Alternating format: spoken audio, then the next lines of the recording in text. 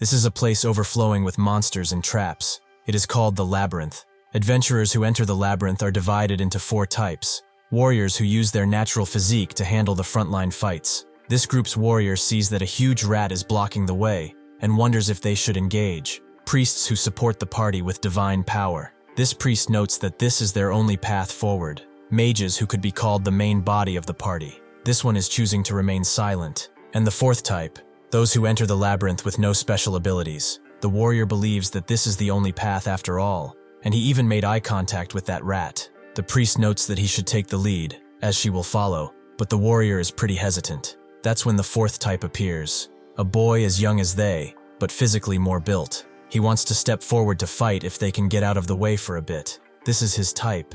It is commonly called a guide. The warrior confirms as such. It's a profession that tells one about labyrinth traps and monsters' weaknesses, but in terms of combat, they're almost no different from all normal people. The priest wonders if they should stop him, and asks if he's not passing this off just because he's scared. The warrior denies such a claim. Obviously, he's curious about the fighting method of a guide who has 0 combat ability. The guide thinks that what he is saying is correct. As a rule, adventurers are usually divided by rank, from hero all the way to apprentice. Guides barely make it to the upper ranks of the beginner level. In other words, they are beings with no reason or need to enter combat, but he has a reason for doing this. He explains that labyrinth rats live in the dark labyrinth, so they are classified as nocturnal. That's why he is carrying a lantern. Therefore, they will not act recklessly in bright places. Using that in reverse, if he turns off the lantern, the rat naturally charges in, thinking it has the upper hand over its prey. It's much more threatening than he thought, but he stays calm and waits just a little more. When the labyrinth rat enters a certain distance, he activates the lantern again, causing the rat to cry out as its eyes begin to sizzle. This allows the guide to move in with a knife and take out the rat without much preamble. He is glad that he did, though. The priest is amazed. That's what the lantern was for. He really is amazing. The guide calms her down, noting that it was just a labyrinth rat. All adventurers can catch low-grade monsters like labyrinth rats. Although it's progress from before, suddenly another rat appears, and the priest tries to warn the guide, but the rat is already on him and opening its mouth to taste his succulent flesh. Before that can happen, however, a flame overwhelms the rat, swallowing him whole and turning him into ash in an instant. The mage notes that they offer to help catch it together, but he went out alone. Is he hurt anywhere? This girl is Reina. He is a childhood friend. They parted ways a few years ago, but recently met again. He did not expect her to become this strong. The guide notes that if he hadn't been careless, he could have caught the 2 of them too. Reina puts that aside and asks where her thank you is. The guide just turns to walk and thanks her rather standoffishly. As he sits down somewhere, Reina approaches and taps his shoulder, asking if he's okay. He has seemed a little uncomfortable since earlier. Is there some sort of problem? Well, it is strange that he is working as a guide in the first place. Why is someone who wanted to become a hero a guide? Could it be because of the incident back then? The guide remembered that incident, as it's something that he could never forget. His childhood dream was to become a hero. However, on that day, the day the village was attacked by those vile monsters, he realized he rushed out to save people. However, being weak, he could not do a single thing. He couldn't become the hero he dreamed of as a child. Unable to become a hero, he ran away to become a guide. That's basically it. Reina notes that it really was because of that. But why did he catch the labyrinth rat alone earlier, even though he realized he was weak? The guide explains that he has a goal he wants to achieve, and for that, he needs strength. Because if one is weak, they cannot do a single thing, and he cannot remain weak forever. Reina smiles fondly, and says that since they talked and rested, they should go and look for that mandrake, because that was the request they accepted after all. Most adventurers maintain their livelihood by taking various requests. Beginners like him typically form teams and enter labyrinths. Suddenly, he looks into a dark corner of the labyrinth, and the direction is the inner part of the labyrinth. Reina asks if something is there, and the guide guesses it's his imagination, although he wonders. After rejoining the group, they decide to split up to search for the mandrake. Assuming their current position is A, Reina and he will search Area B. The warrior and priest decided to investigate Area C. It's an efficient way of scattering. In Area C, the warrior notes that they roughly look around here, so they should go to the opposite side. He asks the priest where she's going, as they have already looked around there, and she apologizes, as she couldn't really concentrate. The warrior guesses that he keeps looking focused because of the guide, but should he have stepped forward earlier too? He needed to show something cool as well. Suddenly he spots a chest, and notes that they can't pass it up at all. The priest is a little scared, however. It might be trapped, so they should ask the guide for help. The warrior immediately gets annoyed. That damn guide. They don't need a guide in the first place. He can handle this much, so she should just watch from there. The priest agrees, wondering about the mandrake. In Area B, the guide smells the soil, with Reina asking what he is doing. He explains that mandrakes have a distinctive scent on them, so one can locate them through the soil. She notes that's a very guide-like method, and thinks about it before unleashing some magic onto him. It is sensory magic. It amplifies his senses for a certain time. Will this help? The guide thanks her with this. They can find it more quickly. Reina notes it's not even difficult. She just felt bad for watching from the side. Because of their combined efforts, they find the mandrake pretty easily, but Reina wonders why the guide is lurking around like this. Thanks to his heightened senses, he can now detect it. It's faint, but it's a smell that gets stronger as one goes deeper into the labyrinth. A tangy, metallic scent. That disgusting smell he has smelled somewhere before. It definitely seems to be coming from around here. Reina thinks that this guy has become pretty difficult to deal with, and wonders what topic they should talk about. She asks if he heard about the story of the royal government suppressing the bandit groups. The guy has, but he heard they couldn't catch some bandit groups. Reina confirms as such, so the suppression forces are chasing after them. Rumor has it a hero is pursuing them. Then, has he heard about the merchant disappearance case? It's an incident that happened near the labyrinth. Doesn't it seem suspicious? The guy has not heard about that, but why is she suddenly talking about this? Reina says that she's doing it just in case. What if those bandits kill the merchants and are hiding in the labyrinth? Ruined labyrinths like this would be a pretty good environment for them to live in, right? Suddenly, she sees him reacting and asks why he's acting like that. Did he get scared just by what she said? If so, he should have said so. If he asks, she might be able to protect him. The guide, however, knows that it's not that. It's the smell. Reina guesses that it's because of her and the things she didn't wash this morning, but the guy tells her it's not that. It is corpses. It's the smell of corpses. They begin following it, as the smell is strongest here, and Reina can detect it as well. Sure enough, they find themselves in an area that looks like a drainage room with more than a few corpses strewn about in various grades of decomposition. The warrior continues trying to open the chest, with the priest noting that it's been a long time. Should they start looking for the mandrake? He says that he is almost done, but the priest thinks that the atmosphere here is pretty unusual. Something is definitely unsettling. Suddenly something startles her from a shadow, and she notes that they should go, but that's when the warrior unlocks the chest and begins opening it. She goes to him, noting that he shouldn't open it suddenly, but the warrior just told her to watch. This much is a piece of cake, even for him. The priest looks at this place again, and notes that it's pretty huge. Is there space inside of it too? What was that sound from earlier? Well, it's probably nothing serious. Maybe just a small rat. The warrior turns to the chest and finds quite a few valuable things, but then falls silent. The priest asks if he heard that sound earlier, calling him Simon. She asks him again and again, but when he doesn't answer, she puts her hand on his shoulder, only to see that he has been struck by an arrow right into his neck, likely poisoned, if not fatal. The guide begins running, as it's too dangerous to move separately in a situation like this. They need to quickly rejoin the warrior and the priest, because right now, this labyrinth is the home of monsters that kill people, and under no circumstances will they let them live. The person living here is a murderer. Just as the murderer is about to strike the priest in the neck, she manages to block his strike with both of her hands, the knife going through them and causing her to wail in pain, although it's muffled by the murderer's hand. He notes that they are pretty unlucky. He was just about to leave this place today, and they walked in at this exact moment. Well, he has no time to waste. He will kill them right away. He begins pushing his knife downwards. The priest doesn't have the murderer's constitution, so she can't hope to defend against it. But the guide then tackles him and puts him against the wall, causing the murderer to recoil and lose his breath. Before he can recover, the guide moves behind him and puts him in a chokehold and tells Reina to shoot. Immediately, Reina summons a magic bullet that goes right into the murderer's head. Kariel goes to the priest and uses divine power, confusing Reina. He explains that it's only for hemostasis. He cannot do anything else. It seems that both the warriors and the priests have been poisoned. They need to get out of here fast. Reina understands. She will carry one with magic. The murderer, still not dead, notes that it is impossible.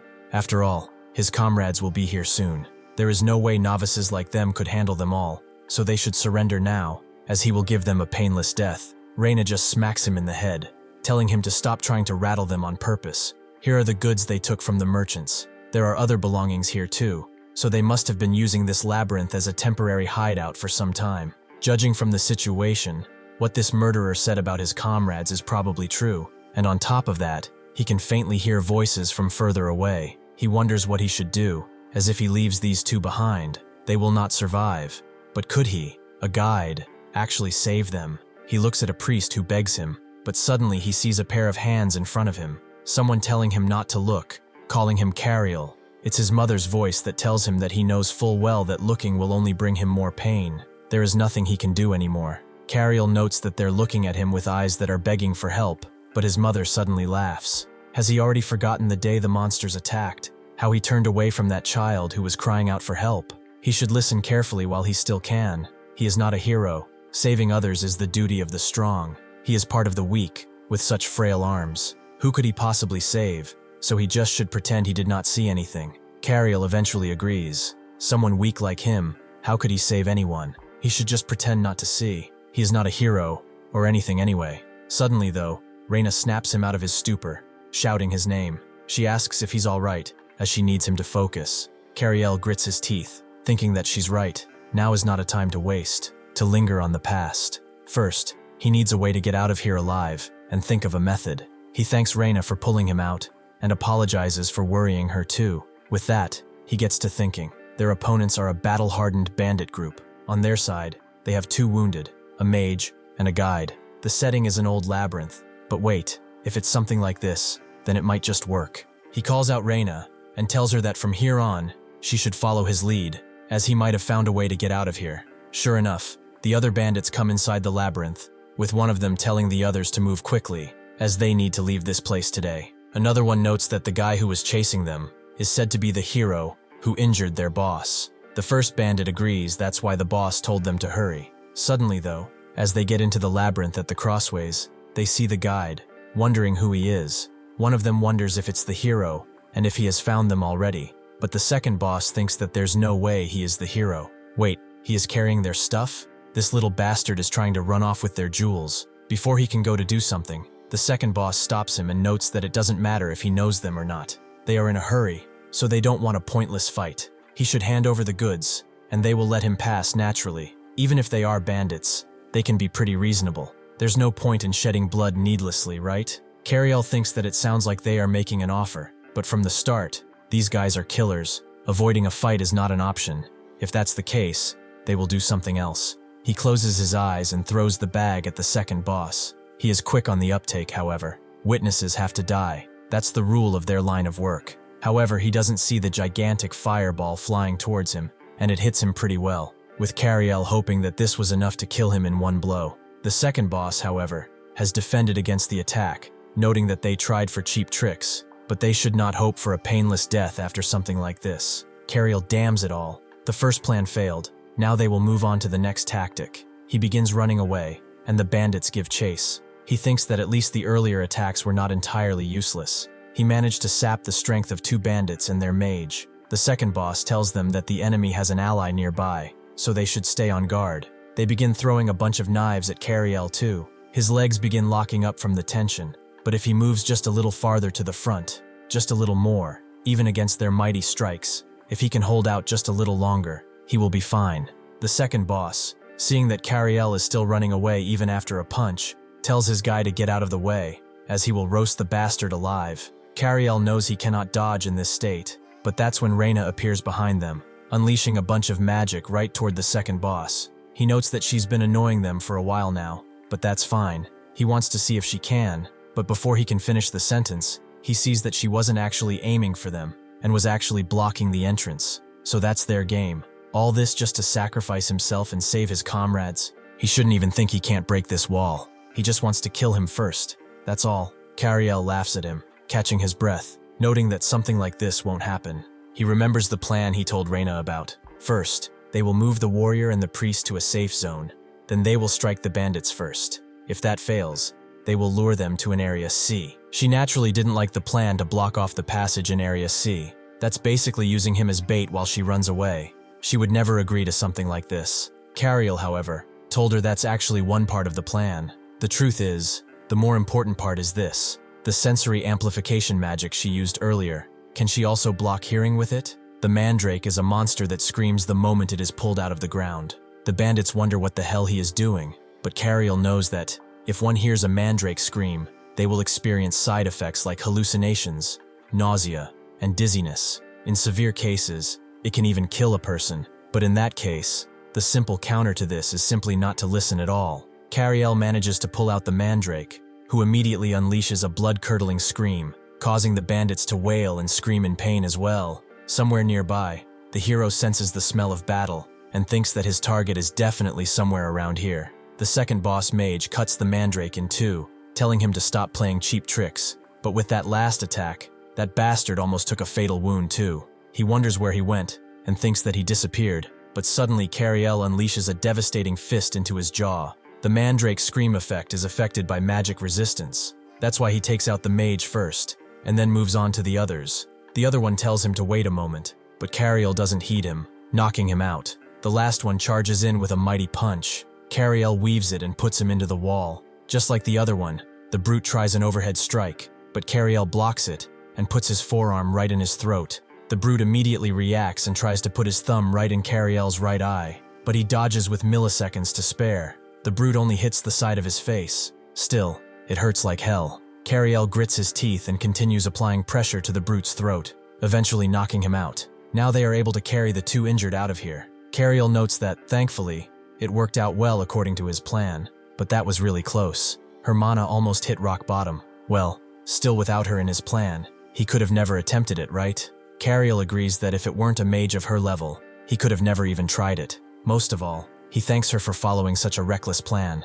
Reina can't believe he's just taking seriously what she said, just to try to lighten the mood. He was cool today too, like a hero. Kariel just smiles, almost in resignation. He notes that after they get out of here, they should talk for the first time in a while, as he is curious about how she's been. Reina agrees it's been a long time since she had an adventure with him, and she wants to tell him more. Suddenly, a light appears as they approach the exit, but Kariel sees through the light, as there is some kind of shadow. The shadow of the bandit boss, who smiles with manic glee, clearly excited to see new targets. Kariel notices and stops telling Reina that they need to get back inside the labyrinth now, but he then feels something flying towards them. It seems to be some type of grenade, and Reina tries to defend against it, but it blows up without them being able to do anything. Kariel is knocked right into a wall, with pain all over his body. He wonders if that attack just now was a magic stone bullet, but this opponent, is he the bandits group boss? The warrior and the priest should be okay too. More importantly, Reina is in a dangerous state from using mana recklessly.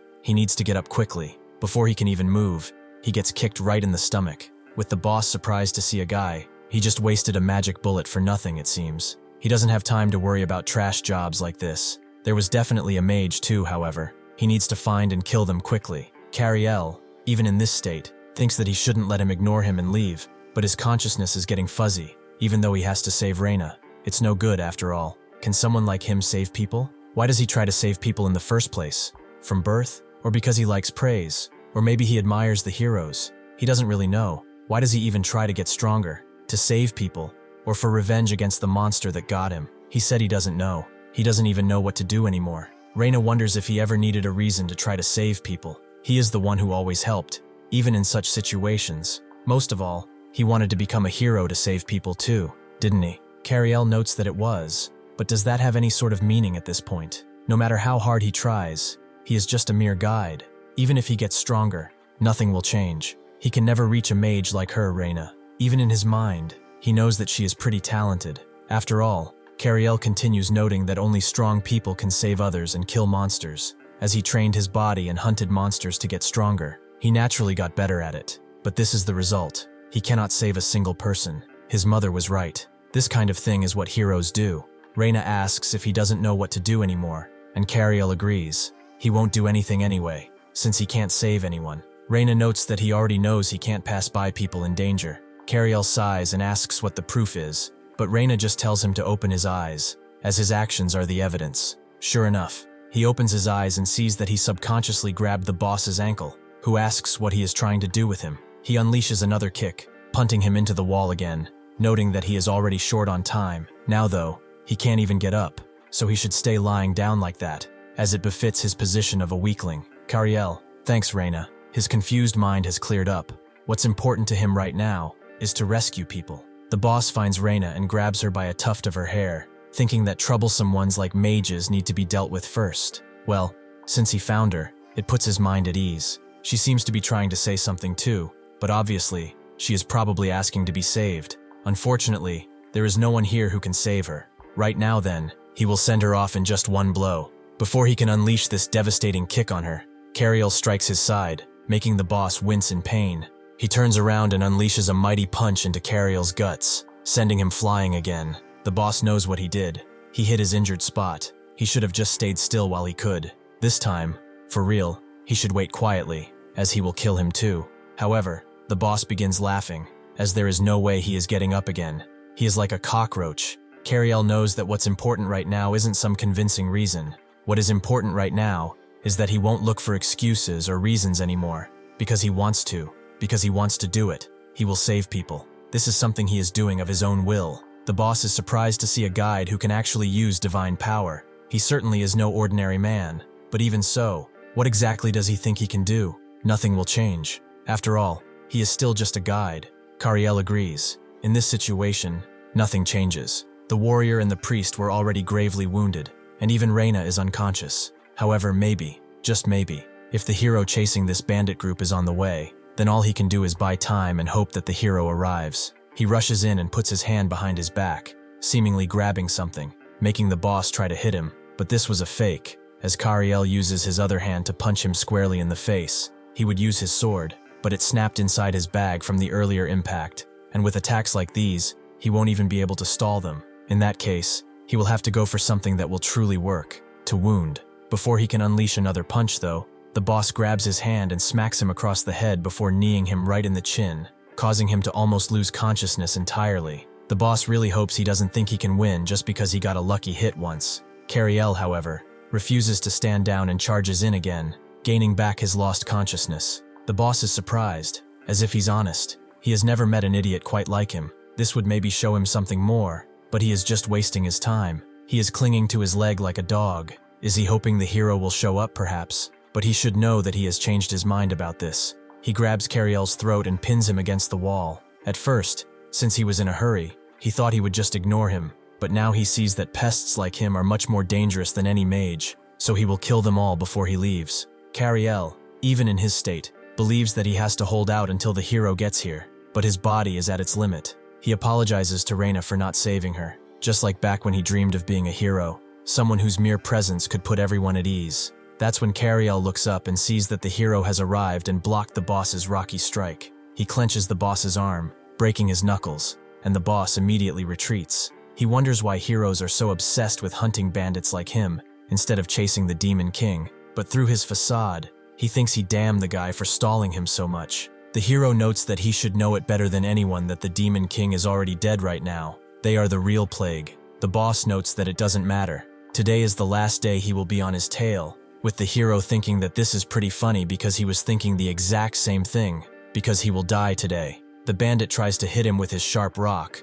but the hero just unleashes a devastating strike to his side, making the bandit immediately lose control and fall on his face. He turns around, asking if everyone is all right, and sees Kariel noting that his wounds are severe. They should get him to the cathedral immediately. Kariel notes that he is fine, smiling. He explains that there are people in worse shape than him, those people lying unconscious back there. With that, he falls unconscious, with the hero catching him, noting that he is passed out. Kariel eventually wakes up in another place entirely, in a small cathedral on the outskirts of town. For some reason, he doesn't feel any pain either, even if he is bandaged a bit. The hero then appears, noting that he's been out of it for about 3 days. Kariel sees who it is. He is the one who saved them at the time, right? The hero explains that he should be fine now. He asks the cathedral priest to tend to him personally. Kariel thanks him and asks about the companions who were with him. The hero explains that they are all receiving treatment and resting in the next room, so they are all fine. No major injuries or anything.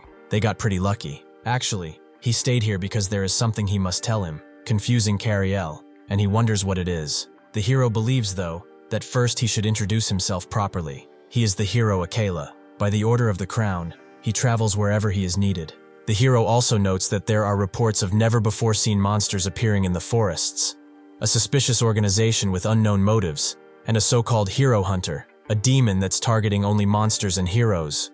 Kariel laughs lightly. noting that there are even more problems now, even without a demon king. Akela agrees. It's almost as if something is trying to fill the void he left. He looked into what happened in the labyrinth the other day. Under such restrictive conditions, Kariel managed to adapt using a mandrake. Thanks to him, not only the boss but the rest of the bandits hiding in the labyrinth were captured. Kariel is glad that they were all caught, and the hero continues. In the days ahead, there will surely be situations that cannot be solved through strength alone, so he will get straight to the point. He needs a guide like him on his journey. Will he be able to travel with him? Kariel is confused and stares a bit wide-eyed. Did he hear that right? Him traveling with a hero? Startled, his mind went blank, and instead of answering, he asked a question.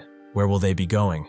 Akela explains that there is only one place they can go now, to the Forest of Golems. Before the hero can ask anything else, Reina comes inside the room, overhearing the conversation from outside. Kariel is glad that she's safe, but since she'll be traveling with a hero, she'll be fine. Reina is pleased with the hero letting her come along, as this guy is the type who'll end up dead on his own before he knows it. He'll need someone like her to cover for him, and if he has any conscience, he wouldn't leave her behind. Kariel wonders if they made some kind of promise or something, but Reina tells him to forget it if he doesn't remember. She can take a leave of absence from school or handle it somehow, as a mage is useful in situations during adventures, so she wants to come along as well. Reina and Kariel decided to set off on an adventure with the hero. The reason Kariel accepted the hero's proposal was that hope emerged for a goal that seemed impossible. By adventuring with the hero, he will grow stronger, and someday he will defeat that monster he saw back then with his own 2 hands. Akela takes him out of his thoughts and notes that they should get a move on,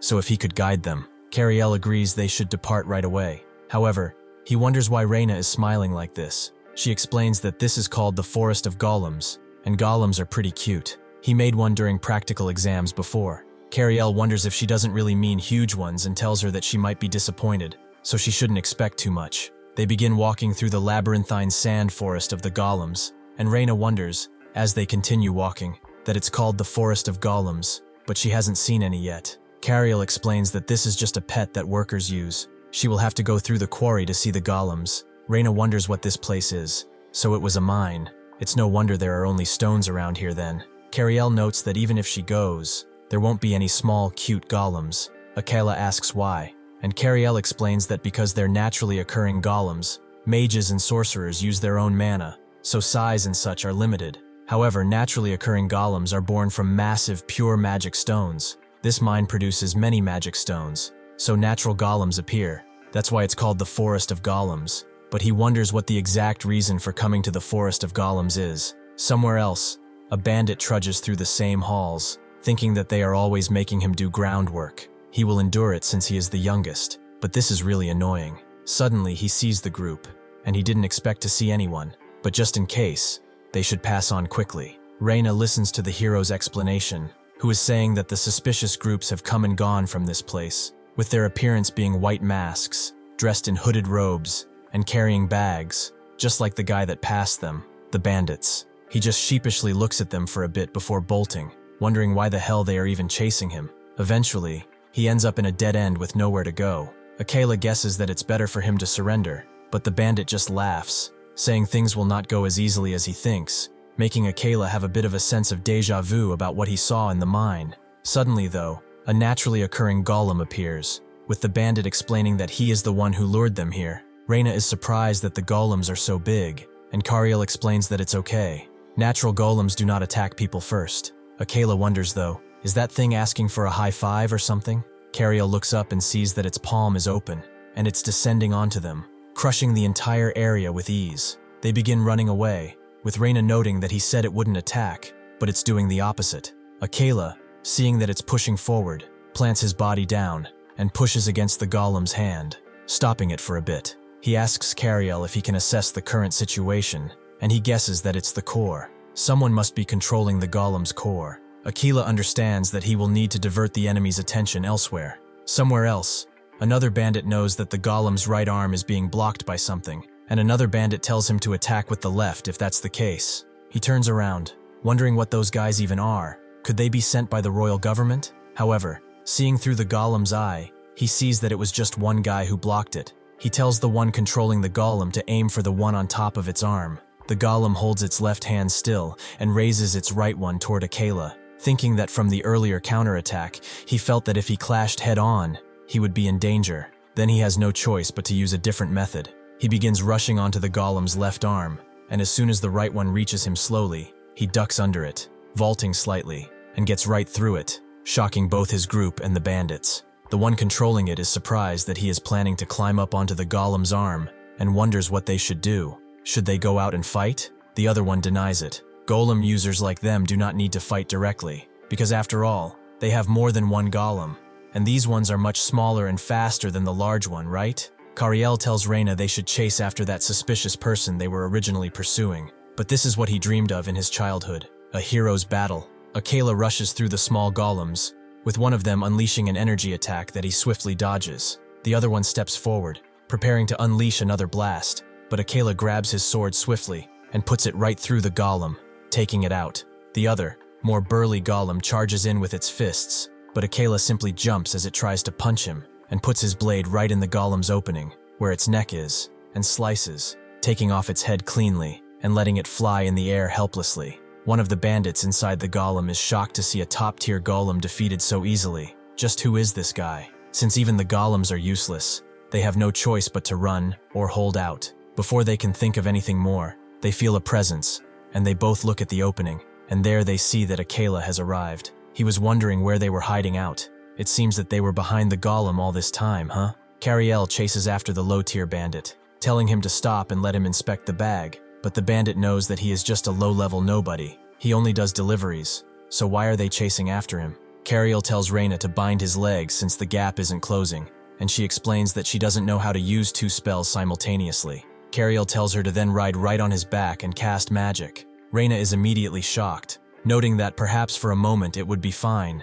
Kariel then notes that he has an even better idea. He will ride the broomstick, and she controls it. But why does she look like that? Does she have a fever or something? She says it's nothing, and the low-level bandit wonders if he shook them off after a while. He stops to catch his breath, but that's when he sees Kariel charging in on the broom like a wizard, his entire focus on the bandit in front of him, who cannot react as Kariel just charges into him and punts them both through the wall. Kariel catches his breath, but as he does so, the low-tier bandit tries to punch him. Kariel naturally dodges the punch and grabs the bandit's shirt before putting him to the ground. He tries to get up, but Kariel unleashes another deadly punch, knocking him out. After that, Kariel is glad to see that they've secured the bag, and Reina comes, wondering if he's okay, as she controlled it a little too recklessly. Kariel is glad to see her, and asks if she threw him on purpose like that out of spite, his entire shoulder aching. Reina immediately denies this, a little sheepish, claiming that there's no way she would do something like that, and clutches her arm,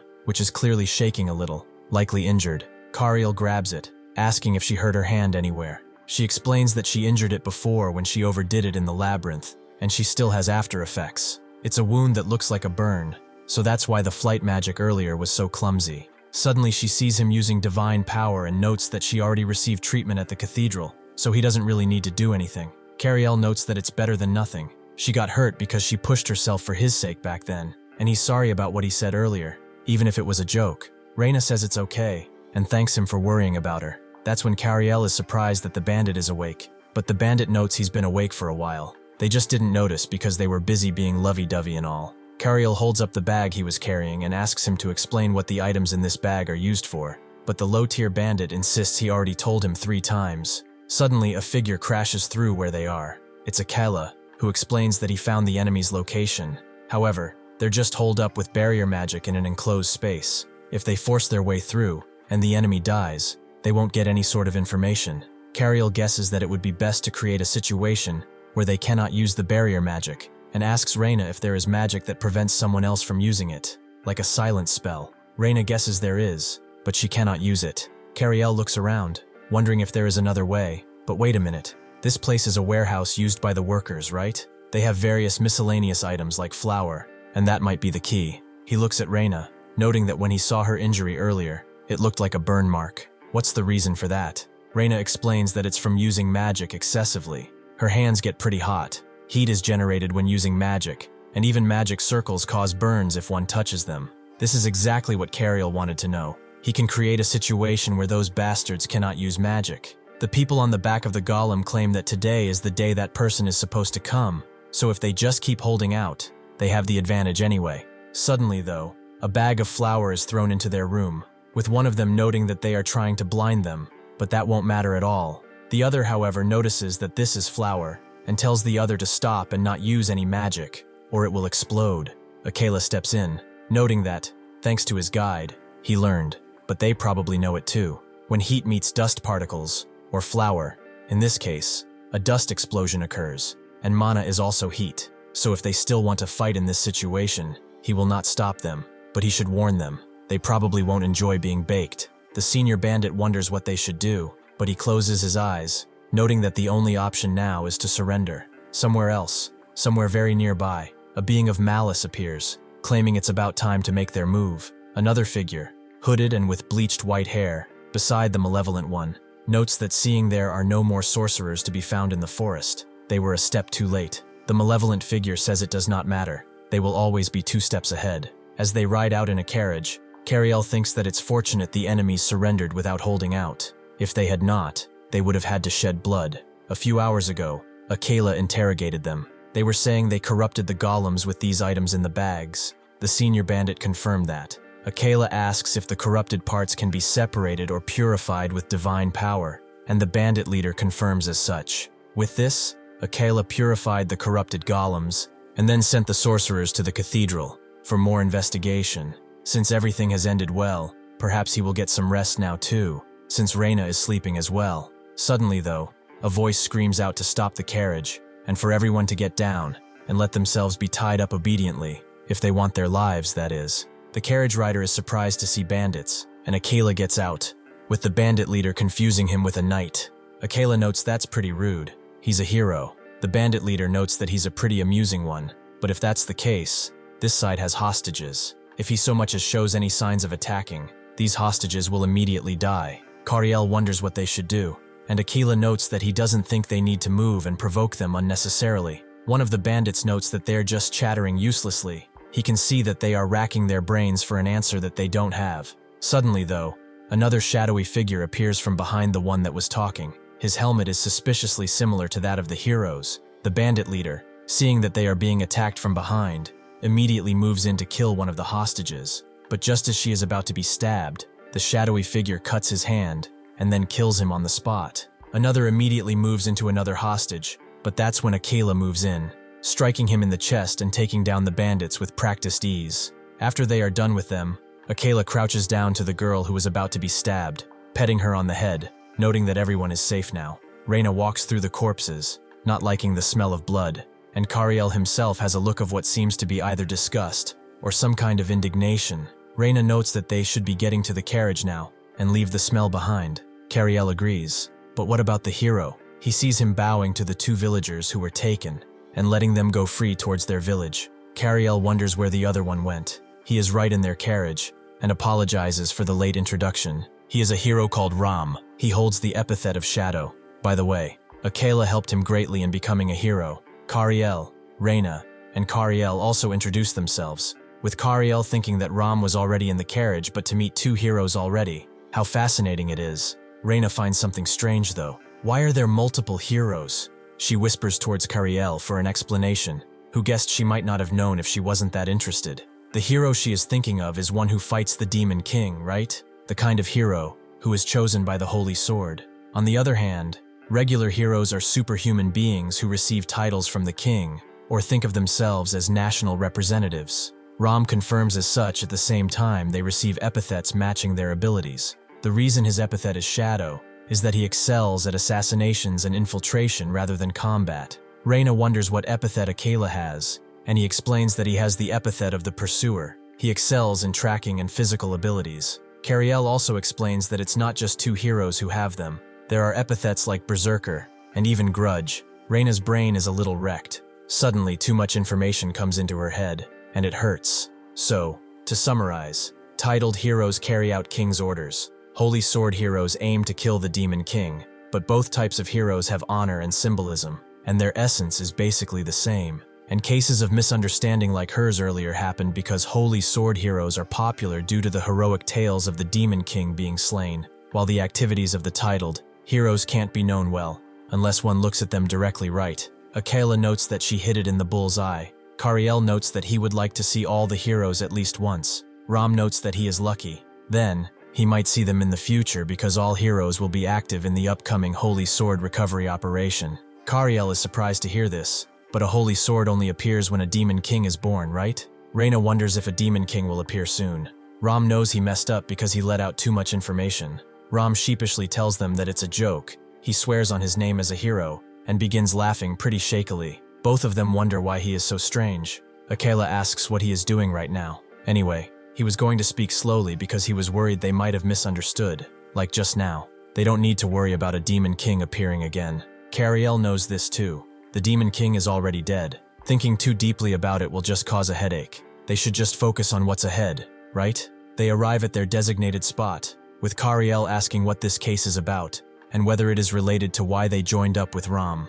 Akela confirms that the case they will face this time is a series of disappearances occurring inside the forest. This forest is shrouded in a deep darkness, day or night. For that reason, they joined up with Ram, who is accustomed to darkness, so they should go to the village that requested help first, and then move out. As they walk, Reina sees Kariel stopping, and asks why he's not moving. Kariel wonders about the disappearance case. The disappearances are probably the work of monsters, right? He didn't figure something out or anything. But the enemies they've met were first bandits, then sorcerers, and now robbers. They've been facing only people instead of monsters. Is it just a coincidence? Reina asks why it matters in the first place. Solving the case is what's most important. Why is he worried? Guides aren't particularly needed when dealing with people. They cornered sorcerers easily thanks to him. Kariel agrees, and begins following her, but wonders what he is worrying about since earlier. There's no way people would do such things in a dark forest like this. This is probably the work of monsters, probably? No, it definitely is.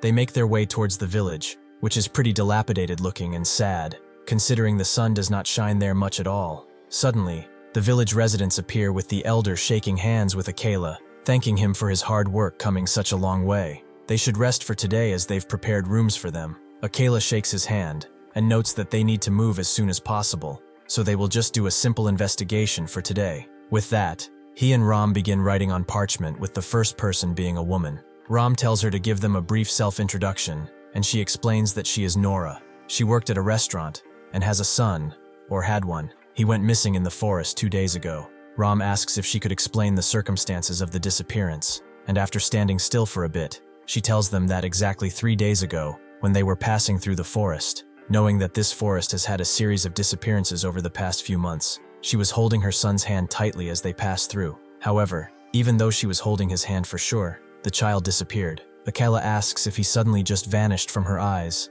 and Nora notes that, more precisely, she thinks she lost consciousness after hearing some sound. When she came to, the child was gone. It was a pretty weird song. It was like a monster song. On the other side, Reina and Kariel do some investigation too, interrogating one person. This village's name is Mark. What he would know about this situation would be when he entered the forest to look for a missing person. He wandered around the forest all day but did not get any results, but he did see at least part of the monster's face. Surprisingly though, he explains it had a snake's tail, and definitely the legs of a chicken. After getting information, Reina and Kariel know that after cross-referencing their findings, they roughly figured out what the monster is. The monster is definitely a basilisk, says Reina.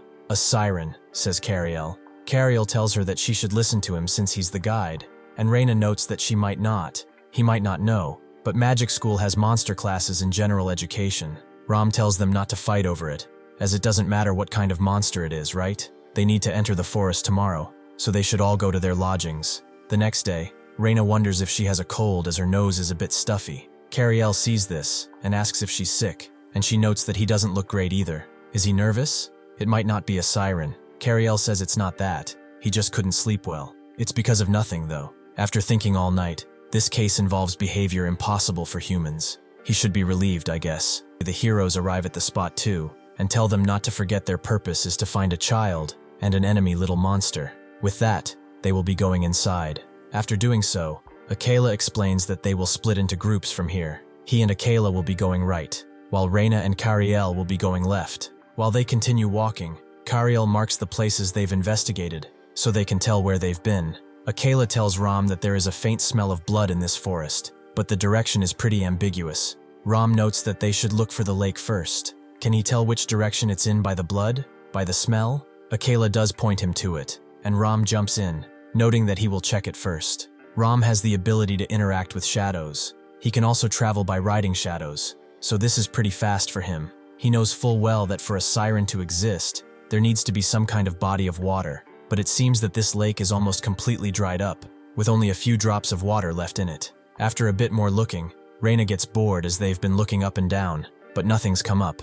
Kariel agrees. They've been looking for quite a bit, but there is one place they have not searched yet. That would be up there. The trees in this forest have such a huge circumference that even the branches are pretty enormous. Countless branches intertwine and can even form a complete other layer. So, this is why the forest is dark, and there are claw marks on the bark of the trees too. This looks like the traces of a basilisk climbing up a tree. But who is going to climb up and investigate? He looks at Reina, who already knows what she needs to do, and goes on her broom. Kariel tells her that she can calm down if she is scared, but she says it's fine, even though it's scary. She sees a gap through the layer, and notes that she should investigate it. She grabs it and makes her way through it, but then sees something that looks very similar to a corpse head.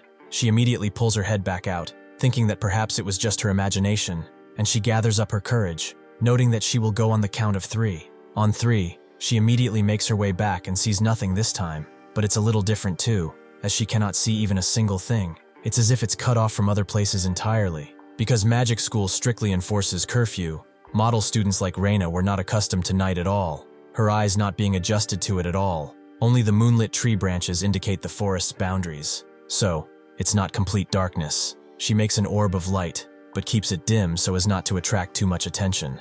As she continues making her way through the upper layer, she gets increasingly more afraid, and wonders if she could always hear her heartbeat so clearly, and her footsteps are loud too. Though Reina was conscious of even small actions due to tension, she was missing one other important thing.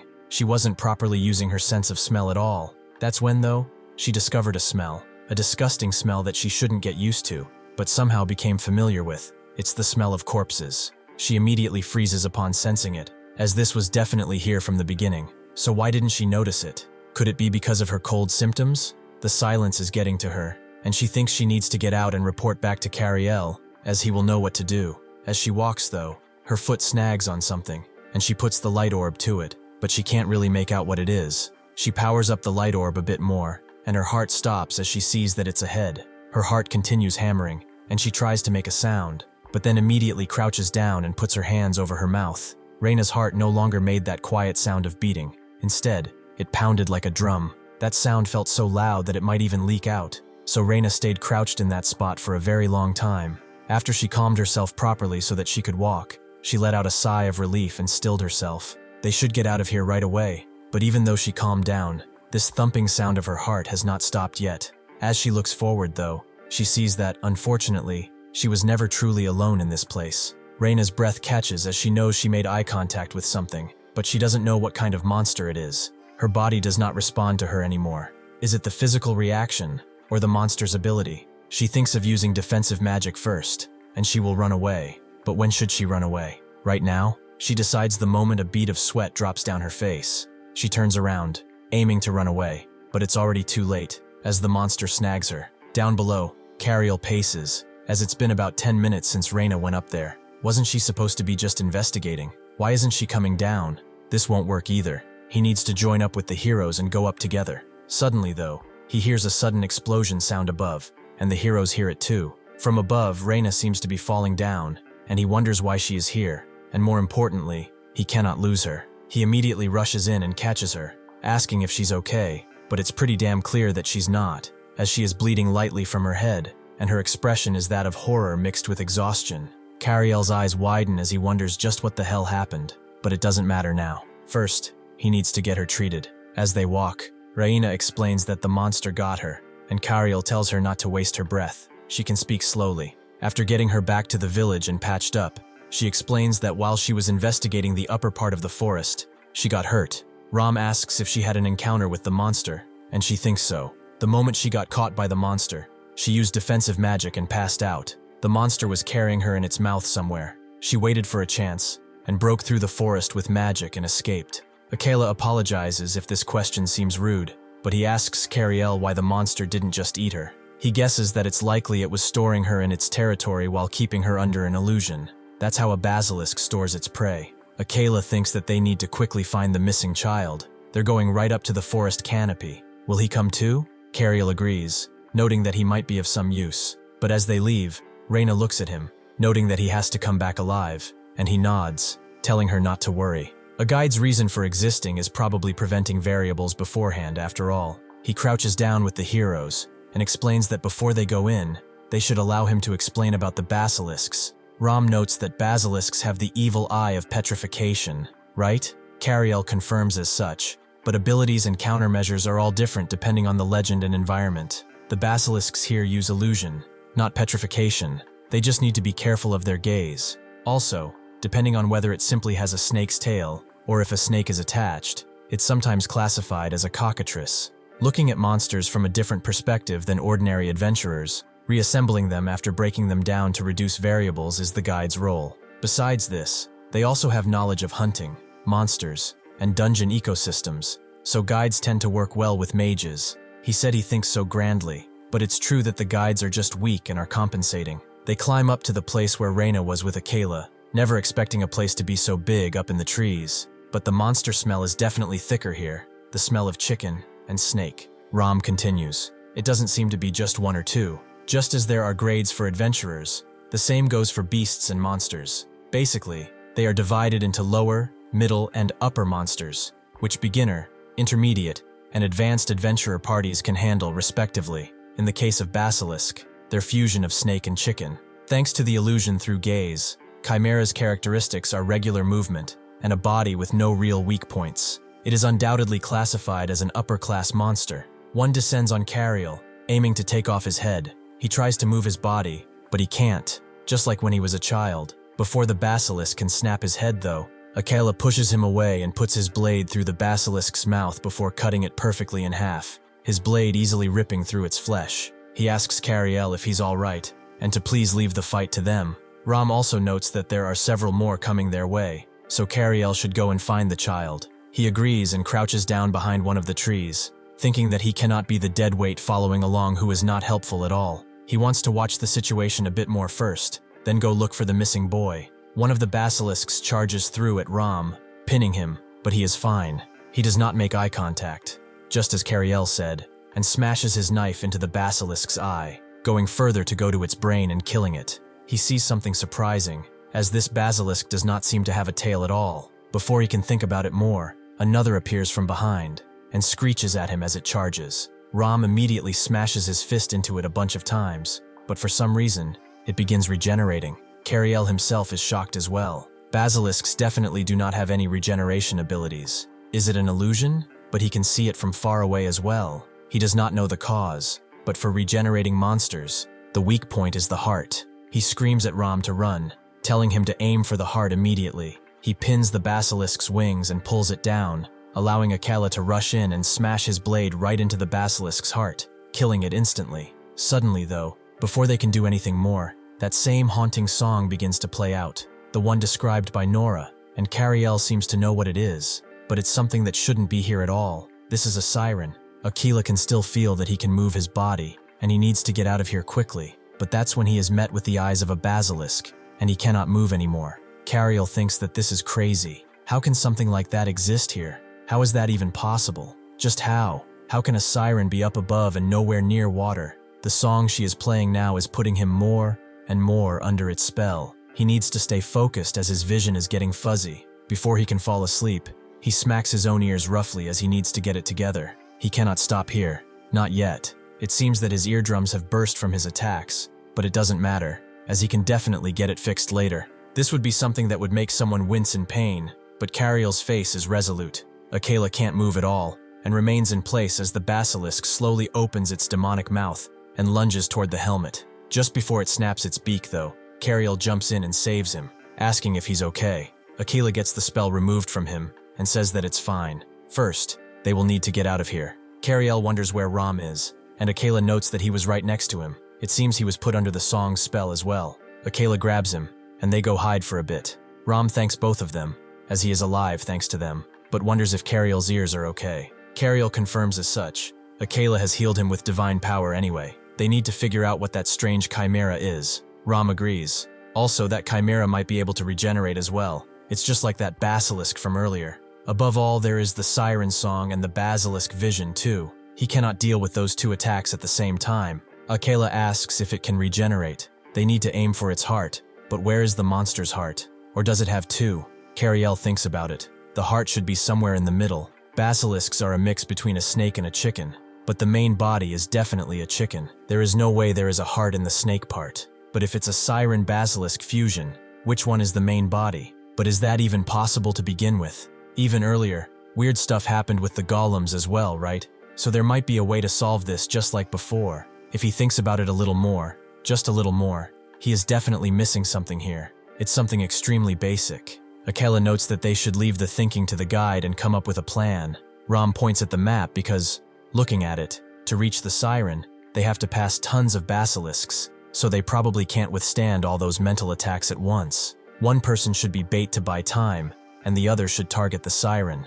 Ram asks Akela how his sword works, and he explains that he charges his sword with divine power and then releases all the sword power at once. There is still some divine power left in the sword. Ram notes that he will take the bait roll then, and Akela guesses he will only get one chance too. But alright, he will go for the siren from behind. They both look at Kariel and wonder if he figured out which part is the main body. Kariel nods. There is no time, so he will tell them right away. With this plan in mind, Ram steps out, noting that it's pretty late at night. It's the perfect stage for beasts like them.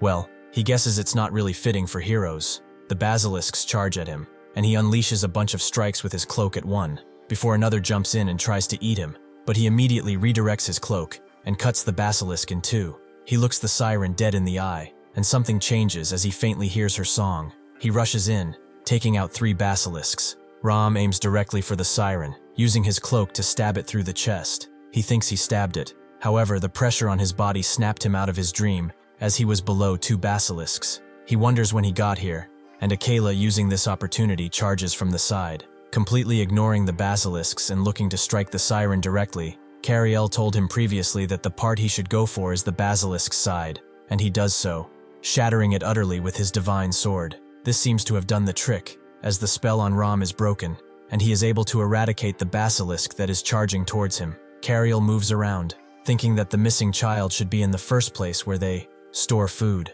The smell is strong from this direction, and he eventually finds it. He sees that it's mostly just corpses. However, there is a small boy right there. He moves in to save him quickly, but that's when he is met with another basilisk who seems to have been guarding their food storage. He looks at the basilisk and then at the boy. The child is about 10 steps ahead, so he can definitely make it. Suddenly, when the snake tail charges in, he ducks under it and grabs the child before running away frantically. He knows he cannot outrun a basilisk, so there definitely must be another way. He sees a basilisk corpse in front, the one that Akela pierced with his sword through the heart, and vaults over it before standing right behind it. The other basilisk charges in, heavily stepping on his fallen comrade, and this causes both of them to fall down due to their sheer weight. However, Kariel had not calculated that the wood below him would also shatter, and he is in danger of falling down as well. Just before the basilisk crashed down, he grabbed onto a branch, holding himself and the boy up. He knows that the boy takes priority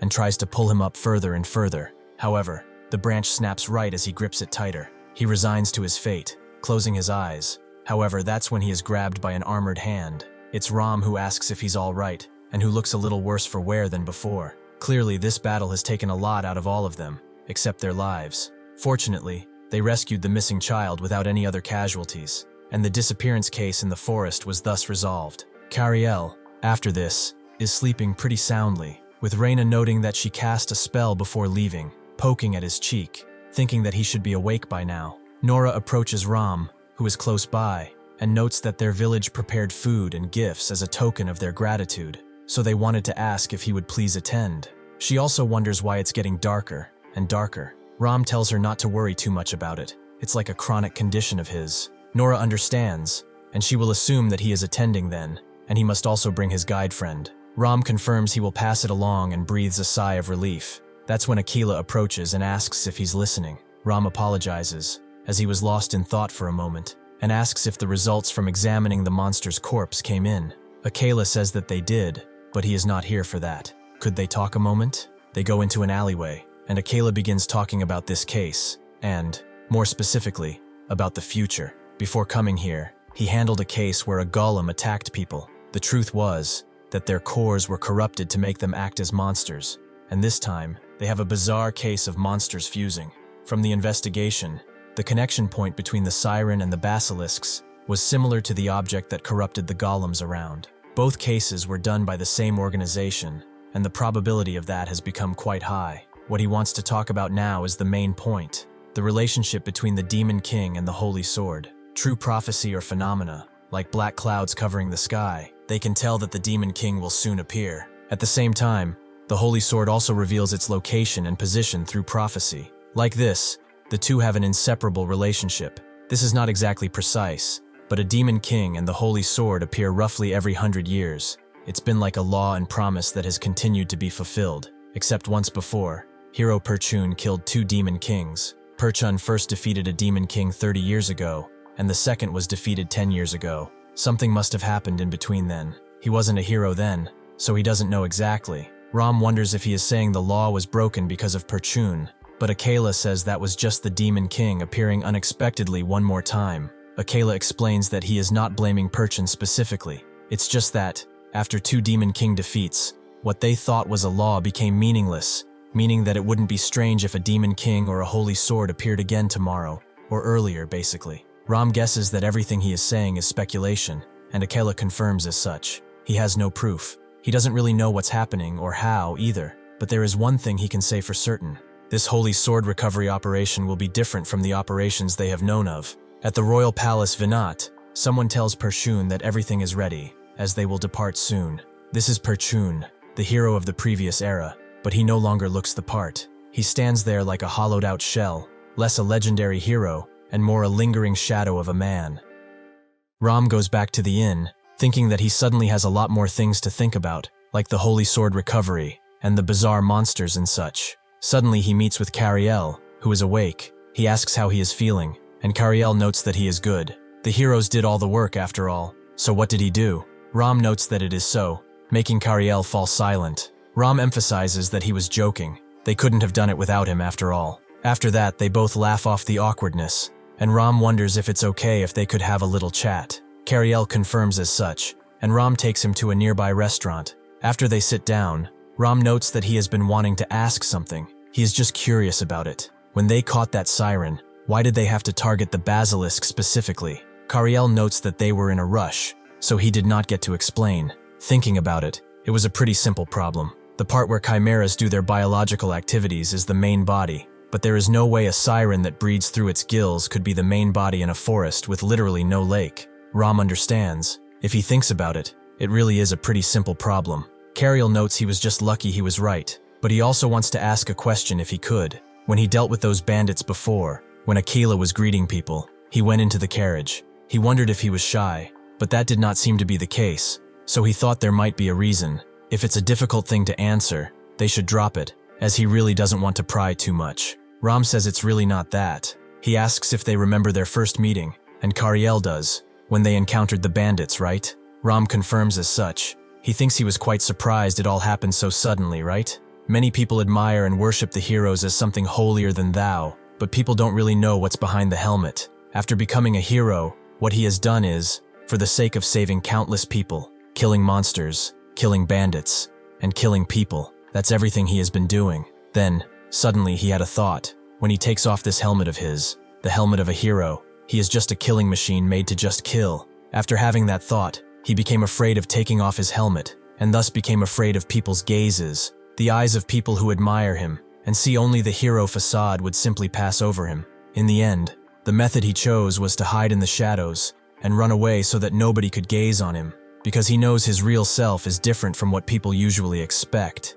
It is not that he hates people, it's the opposite actually. That is why he kept his distance, because he could not approach with these blood-stained hands. He apologizes if this seemed like a ramble or something. It's something he's thought about alone, so he appreciates him listening to him so much. Kariel thinks that he has only admired heroes by seeing just one side of them, but it seems that they also each have their own darkness, just like any human out there. However, he explains that his admiration for heroes remains the same. As he said, the essence of a hero is to be more than a human. He thinks there's a big difference between simply killing someone and killing someone to save other people. He doesn't deny the dark side of heroes that he mentioned, but he doesn't rationalize it. He just continues to struggle with it. This is just his opinion after all, but the closer he gets to the light, the darker the shadow becomes, isn't it? That means even as he faces deep darkness, he simultaneously is moving toward an even brighter place. He's just looking in one direction, but if he turns his head just a bit and looks around, he believes there is a bright light there, created by his deep shadow, a light that he can bask in, so he should not think too much in just one direction. Ram saved him yesterday as well. Ram remains silent for a bit, and thanks him for those kind words. He never heard anyone else say something like that before. As they continue talking, someone who has been listening to their conversation lets out a loud sigh, thinking that their words are utterly ridiculous. After finishing their conversation, Kariel's group leaves the village and says farewell to Ram, with only Kariel crying about it. As Ram walks, he feels like he forgot something pretty important. Did he leave something behind? It seems so, as the villagers prepared some cake and gifts for them, but they just kinda left. Anyway, he shouldn't forget why he became a hero in the first place. It was to help people. He should be more like his brother and sister. Suddenly, though, he hears a blood-curdling scream from the forest. If he investigates now, he might be late for the Holy Sword recovery operation, but he should not hesitate further. He has to go. He did not become a hero just to recover some old sword. Akela goes to the great cathedral to hear some prophecies about the Holy Sword recovery, and Kariel and Reina decide to look around the town in the meantime. He notes that they should buy what they need separately, and meet back here. Reina wonders if they really need to go separately, and she looks at him, remembering that he was the one who carried her to safety. With a small blush on her face, she thinks that if he is okay with it, they should go around together. But Kariel is already absorbed in a magazine store, asking if they have any hero-related ones. Reina just throws her hand in the air. This guy would be more interested in heroes than in anything else after all. Kariel picks up a magazine and begins reading. Hero Pertune, giving his holy sword to his disciple Asanya, was quite a while ago. He then stumbles upon an article on the Holy Sword recovery prophecies about holy swords. They are divided into two parts. The first prophecy tells people that a holy sword will appear. The second one tells them where the holy sword will appear. Heroes received a second prophecy at nearby cathedrals, and go to the location that matched the prophecy. Once they recover the holy sword and return it to the royal government, the operation is considered complete. Just as he thought then, the next one is about Pertune, right? Just then, the figure who had listened to his and Ram's conversation steps behind him, seemingly approaching.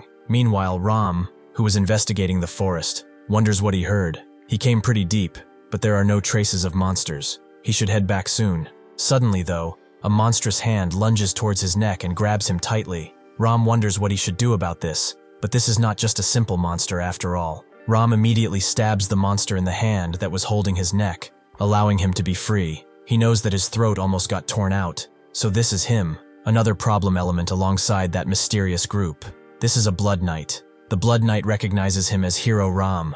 This is good, very good. Without as much as a warning, he lunges forward and unleashes the devastating strike onto Ram, who puts his hands up to defend, but he is shocked by the force he endured. The Blood Knight does not stop there, and lunges with his claws, but Ram gets under his strike and flows upward. The Blood Knight notes that he is living up to his shadow epithet. Those petty tricks of his serve him really well. Ram thinks that he heard about the Blood Knight. He's only heard the name though. He has no other information other than that he targets heroes. The Blood Knight hopes that he's not just running away. He seems like he is thinking quite a bit. Ram thinks that for now, he has no other choice but to keep his distance and look for an opening, so he begins flowing through the darkness of the nearby trees, becoming one with it. The Blood Knight notes that, fortunately, running away doesn't seem to be something he does frequently, Seeing him with his back turned, Ram explosively but silently lunges forward, aiming to stab the Blood Knight in the back. However, the Blood Knight begins to convulse as he leans down lightly, and something from his chest bursts with power, allowing spider-like pincers to come out of his back and reach the nearby area, cutting the trees down with zero resistance. Ram immediately stops his strike. He noticed that his armor transformed suddenly and shot out sword energy. Is this a technique used by explosively circulating all the blood inside his body?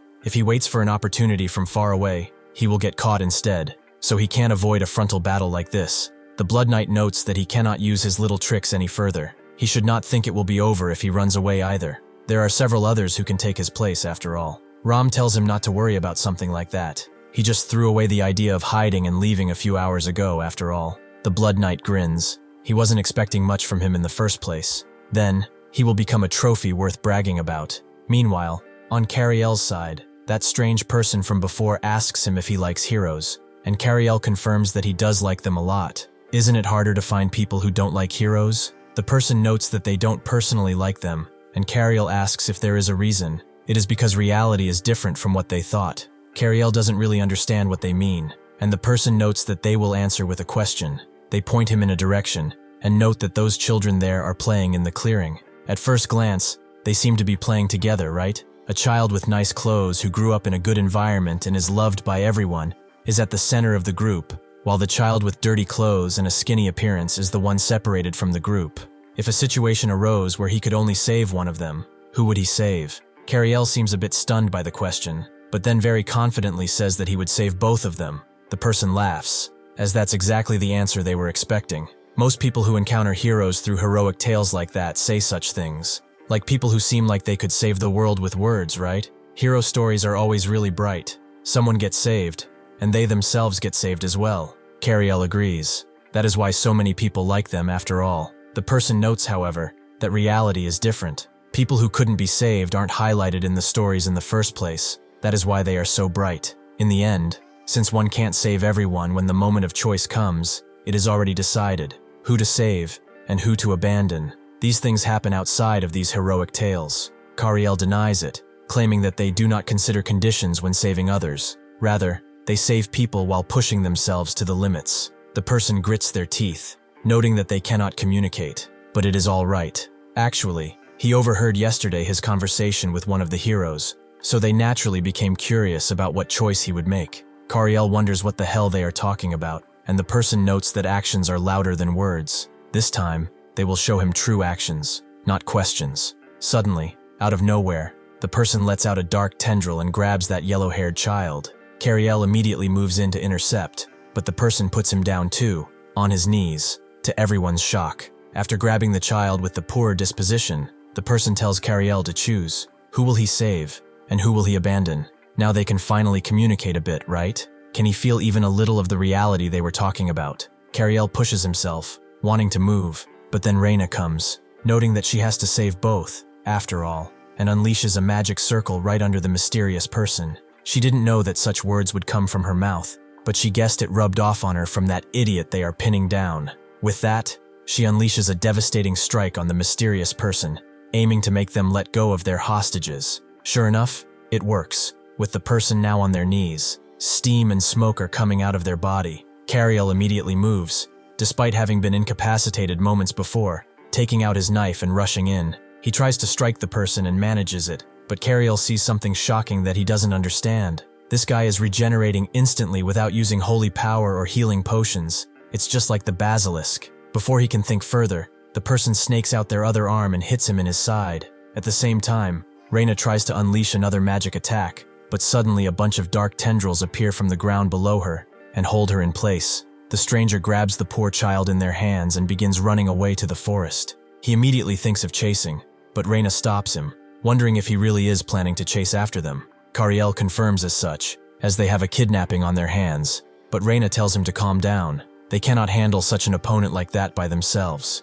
They need to go and find Akela. Akela himself is inside the cathedral. He listens to the words of one of the priests, even through his hero mask. It seems like this is something very sacred, very serious. After he is done, one of the priests tells him that they have the horses ready, so they can leave right away. Akela understands that they should gather the group and head out immediately. At the same time, Kariel and Reina arrive where Akela is. Noting that this is good timing, they need to depart right away. Kariel tells him that something really bad happened right in front of them.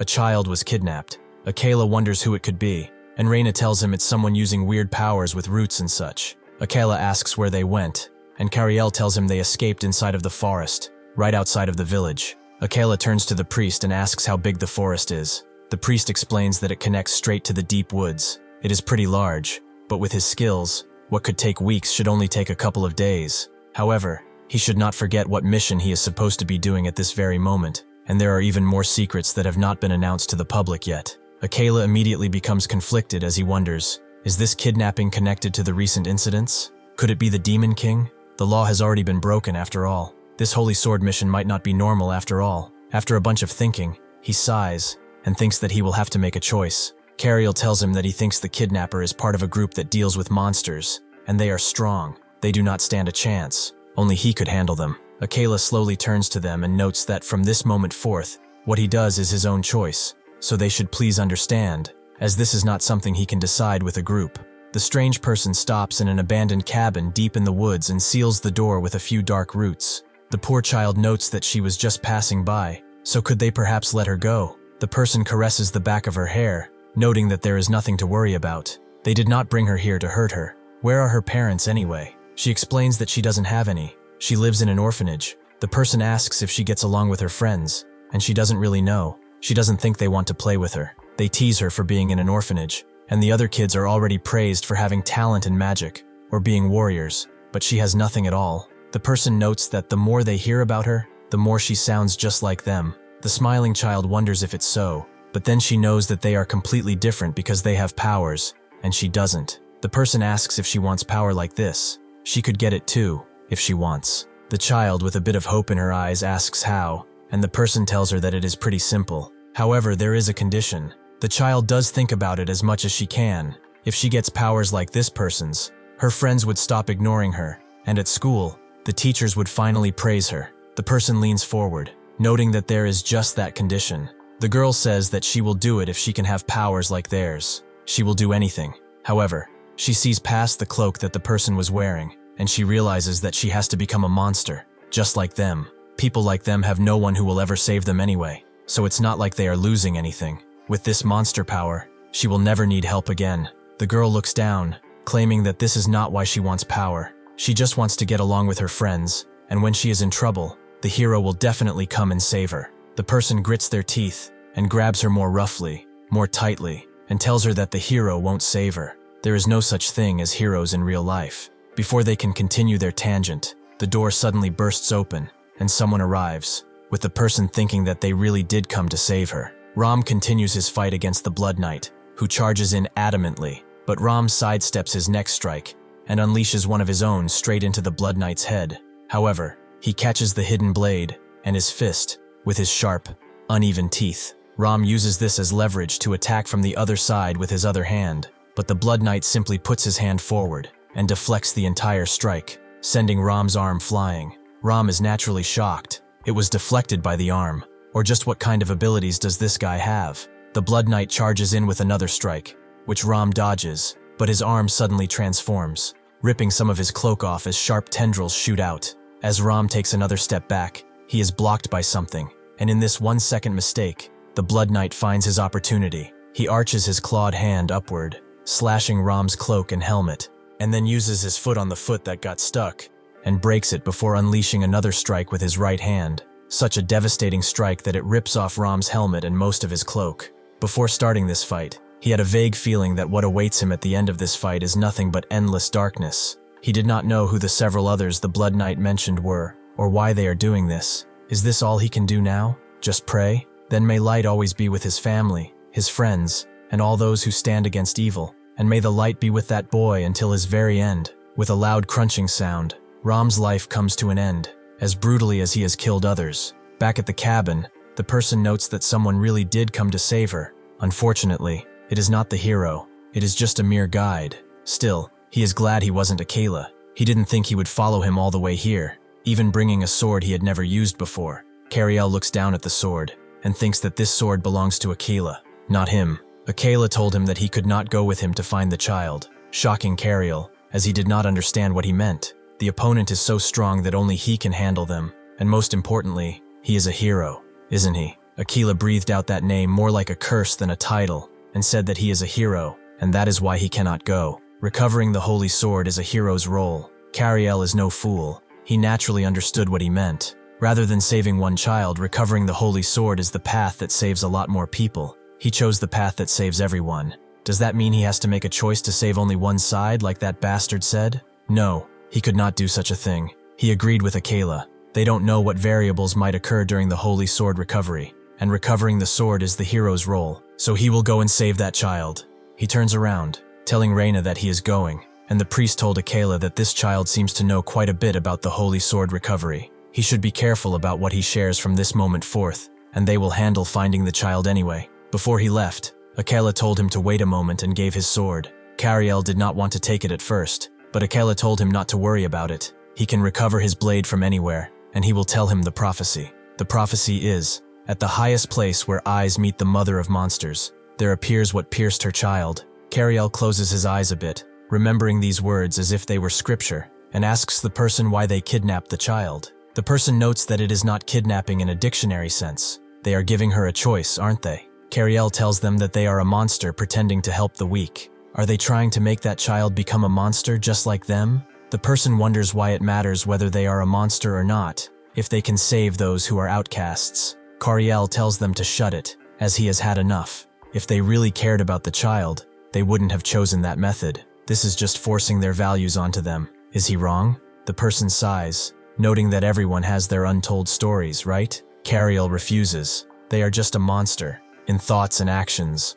All of it. Come to think of it, he was stupid for talking with a monster in the first place. But enough talk. He will give them one more chance to give that child back, and he will promise not to hurt them. The person puts their hand up, noting that his words are far harsher than they initially thought he could say. From the moment someone with special skills like him arrived here so quickly, he naturally expected him to have companions. He immediately blocks a strike from behind that came from Reina, and Kariel charges in. The person dodges his incoming strike and lashes one of their own right into his chin, something that makes his brain quake inside of his skull. But Kariel refuses to stand down and grips his sword even tighter. At the same time, Reina flows around the cabin and lashes 3 precise strikes, but the person shields themselves with the roots, which are much more powerful than one would expect. They note that they will show him why becoming a monster isn't all bad. It is actually pretty good. The two look at the root shield, and Kariel tells Reina that this person is a human fused with a monster, specifically a plant-type monster at that.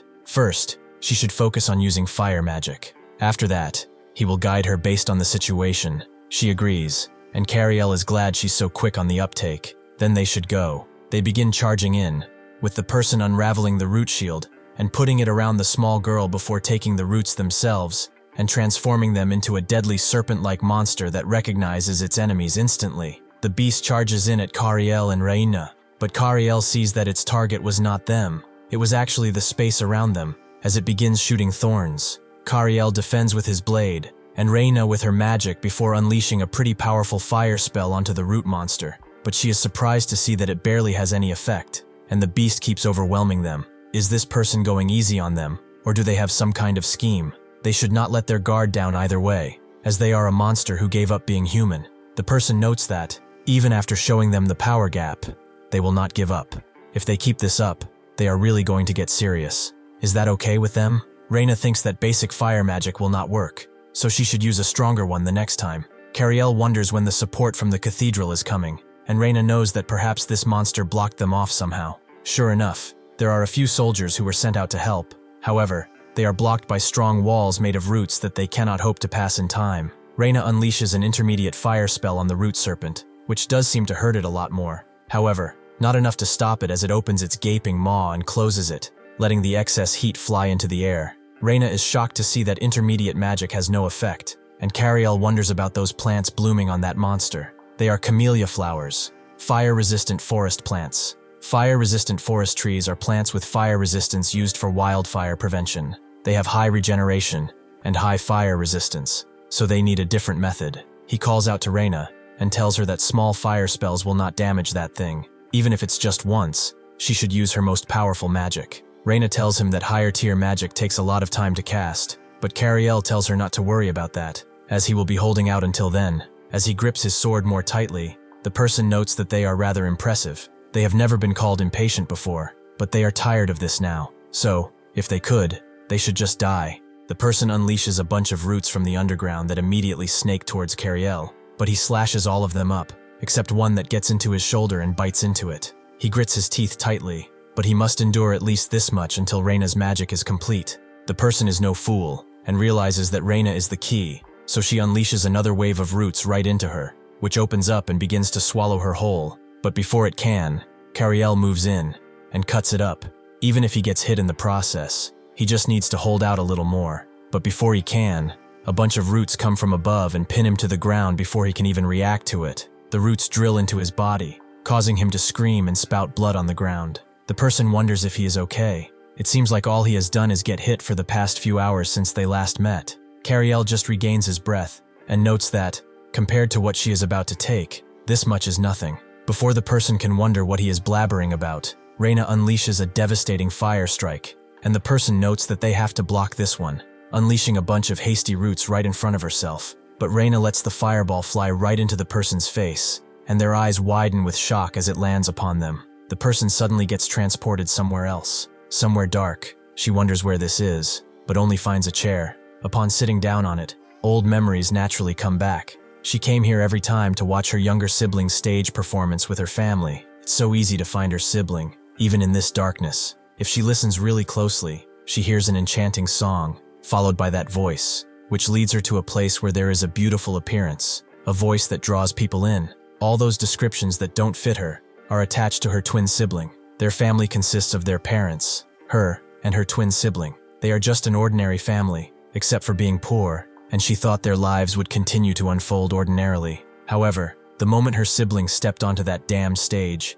everyday life began to change little by little. They moved out of a house as one would find in a shanty town and into the city. Her quiet school life became filled with noise, but even until now, she really didn't understand how great her sibling was. Others describe her sibling as if they transcended the realm of humanity, but in her memories, her sibling is the kind of kid who would clench their fists and sweat profusely while intensely listening to hero tales, extremely innocent. At one point, their mother told them to listen well, as this is an unbelievable opportunity that just came at their doorstep. A nobleman of great standing in the royal government has arranged a stage for them. If this goes well, they might even become nobility. So can she do well? Her sibling promised to do so. As they hugged each other and said they loved each other, she just watched, surprised that a letter came from a nobleman. Her sibling really is amazing. Her sibling gets recognized like that, but she is pathetic. The truth is, she had been denying the influence her sibling had to some degree. If her sibling shines this brightly, it feels like she wouldn't be needed in this household.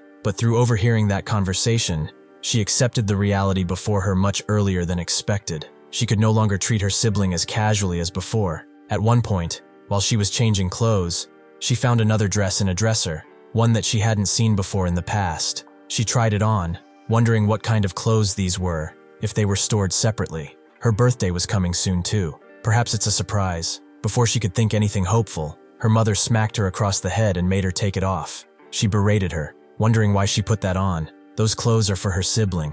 On top of that, she's been under so much stress lately, and she hasn't been helping at all, playing around like a fool. Under her mother's constant berating, she could only offer half-hearted apologies anyway. After the smack-talking session, she walked through the house thinking that this is the first time she's seen her mother so angry. She should apologize to her sister too, as she's kind and will forgive her. Suddenly though, her younger sister appeared, having heard everything, and the older sister naturally apologized. The younger sister said it was fine. She has a lot of clothes anyway. The younger sister wonders why their mother got mad at that. Their mother has been sensitive lately, so she should understand. Would she want to go see a play together? It's a hero tale about a hero saving a princess. The younger sister immediately denied it and began walking away, noting that she has to go to practice. Who watches that kind of stuff anyway? This naturally put her even more down, as she saw everyone slowly begin to change. Was she the weird one for staying exactly as she was? She thought she wouldn't cling to heroes that only exist in stories, because she had someone who was more like a hero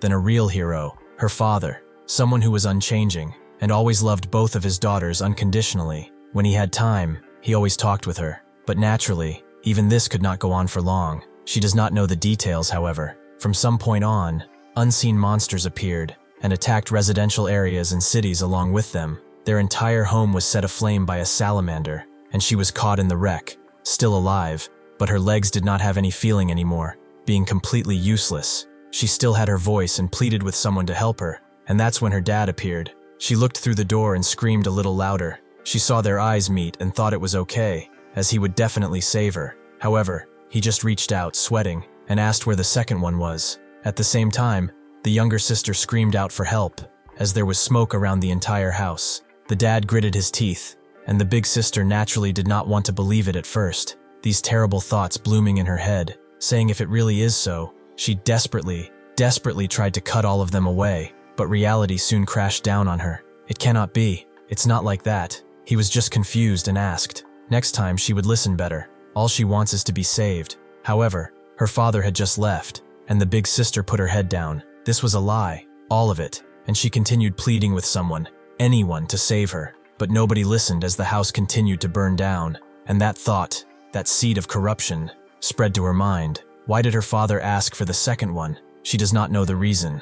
She just does not want to know after all, since it's better not knowing. Kariel looks through the smoke, as he can't see fully, but then he sees a figure, and his eyes widen marginally. Kariel looks at what remains of the person, as the two halves of their hood have been split and are now burning openly. However, something within her refuses to let go, as the flames begin to recede around her home, and she was burned almost to a crisp.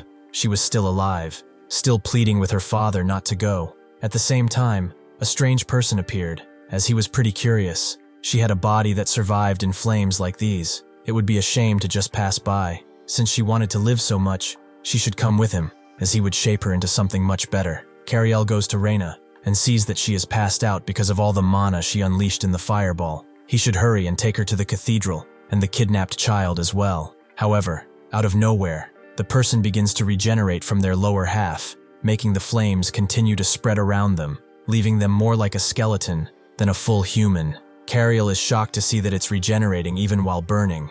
As long as it does not die, the burning body will regenerate endlessly, and the fire will never go out. The person, with their barely formed vocal cords, pleads for help as it hurts, incredibly so, and reaches for Kariel, not with the power of the roots but with desperation.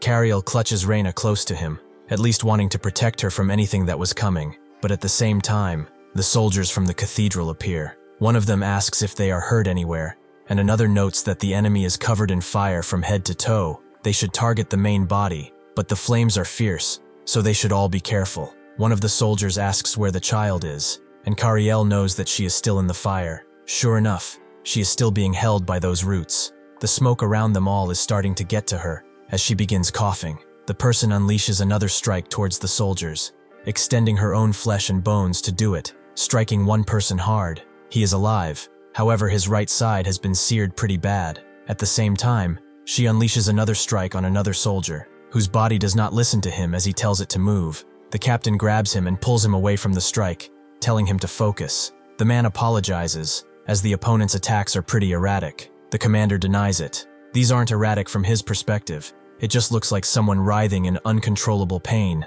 The commander strikes right into the person's body, but it seems to have no effect at all, as her body sews back together. Kariel tells the priest that the regeneration is abnormally fast. The fire attached to its body will not go out either. With the cabin slowly falling apart, the captain gives out the order for everyone to fall back, as no matter what they do, the fire will not go out. What are they even supposed to do here? He clears his throat, noting that everyone will evacuate from this abandoned building, as staying here any longer is too dangerous. One of the soldiers wondered about the child, but the captain told him that if they cling to an opponent they cannot beat, they will all just die needlessly. They should evacuate first, then decide whether to re-enter based on the situation.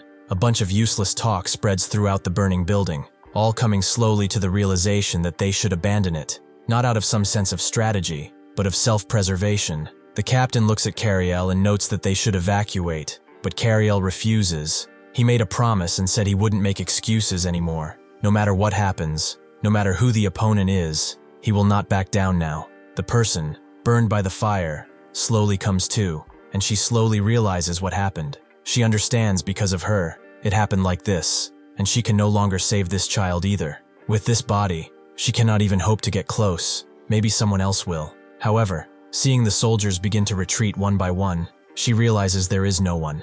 It's just like back then.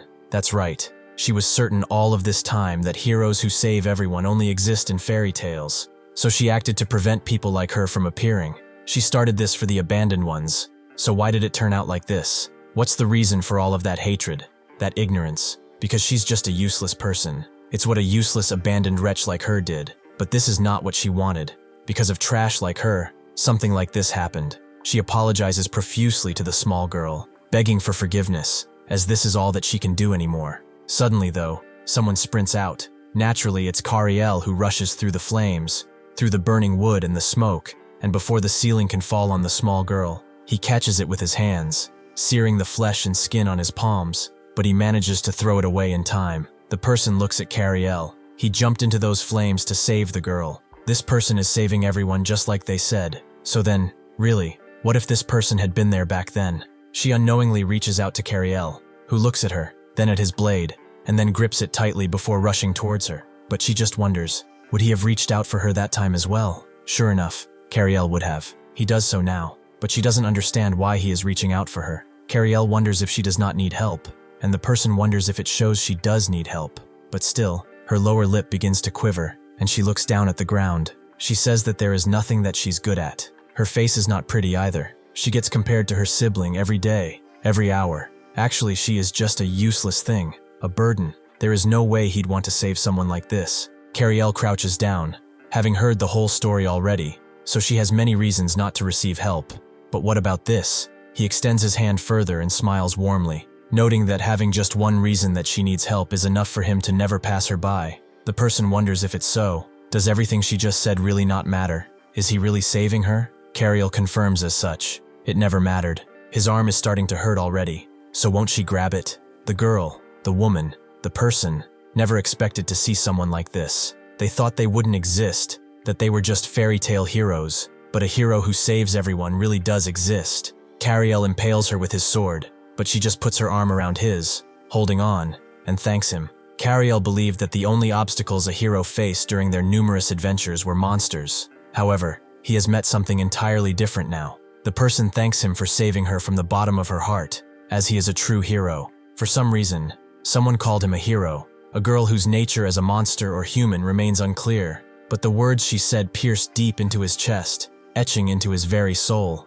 Kariel's breath becomes ragged, and he says that he is not a hero, and drops his sword. He is not a hero, so he shouldn't help others. That is what his mother often said to him. When someone was bullied, other children were calling her a monster and wondering what she eats. His mother told him to stop staring and just ignore it, as someone else would help them sooner or later. Kariel agreed, but seeing the hurt in the girl's eyes, seeing the desperation in her face, his own body refused. He promised to obey whatever his mother said, but when he saw that expression, his body moved on its own. He does not remember what happened after that, only the memory of coming home and listening to his mom scolding for hours on end. He slowly wakes up, with Reina glad to see him. She says he looked a little tired before they left. Kariel wonders if she is okay herself. She used so much magic. Her body must have been under a lot of strain, right?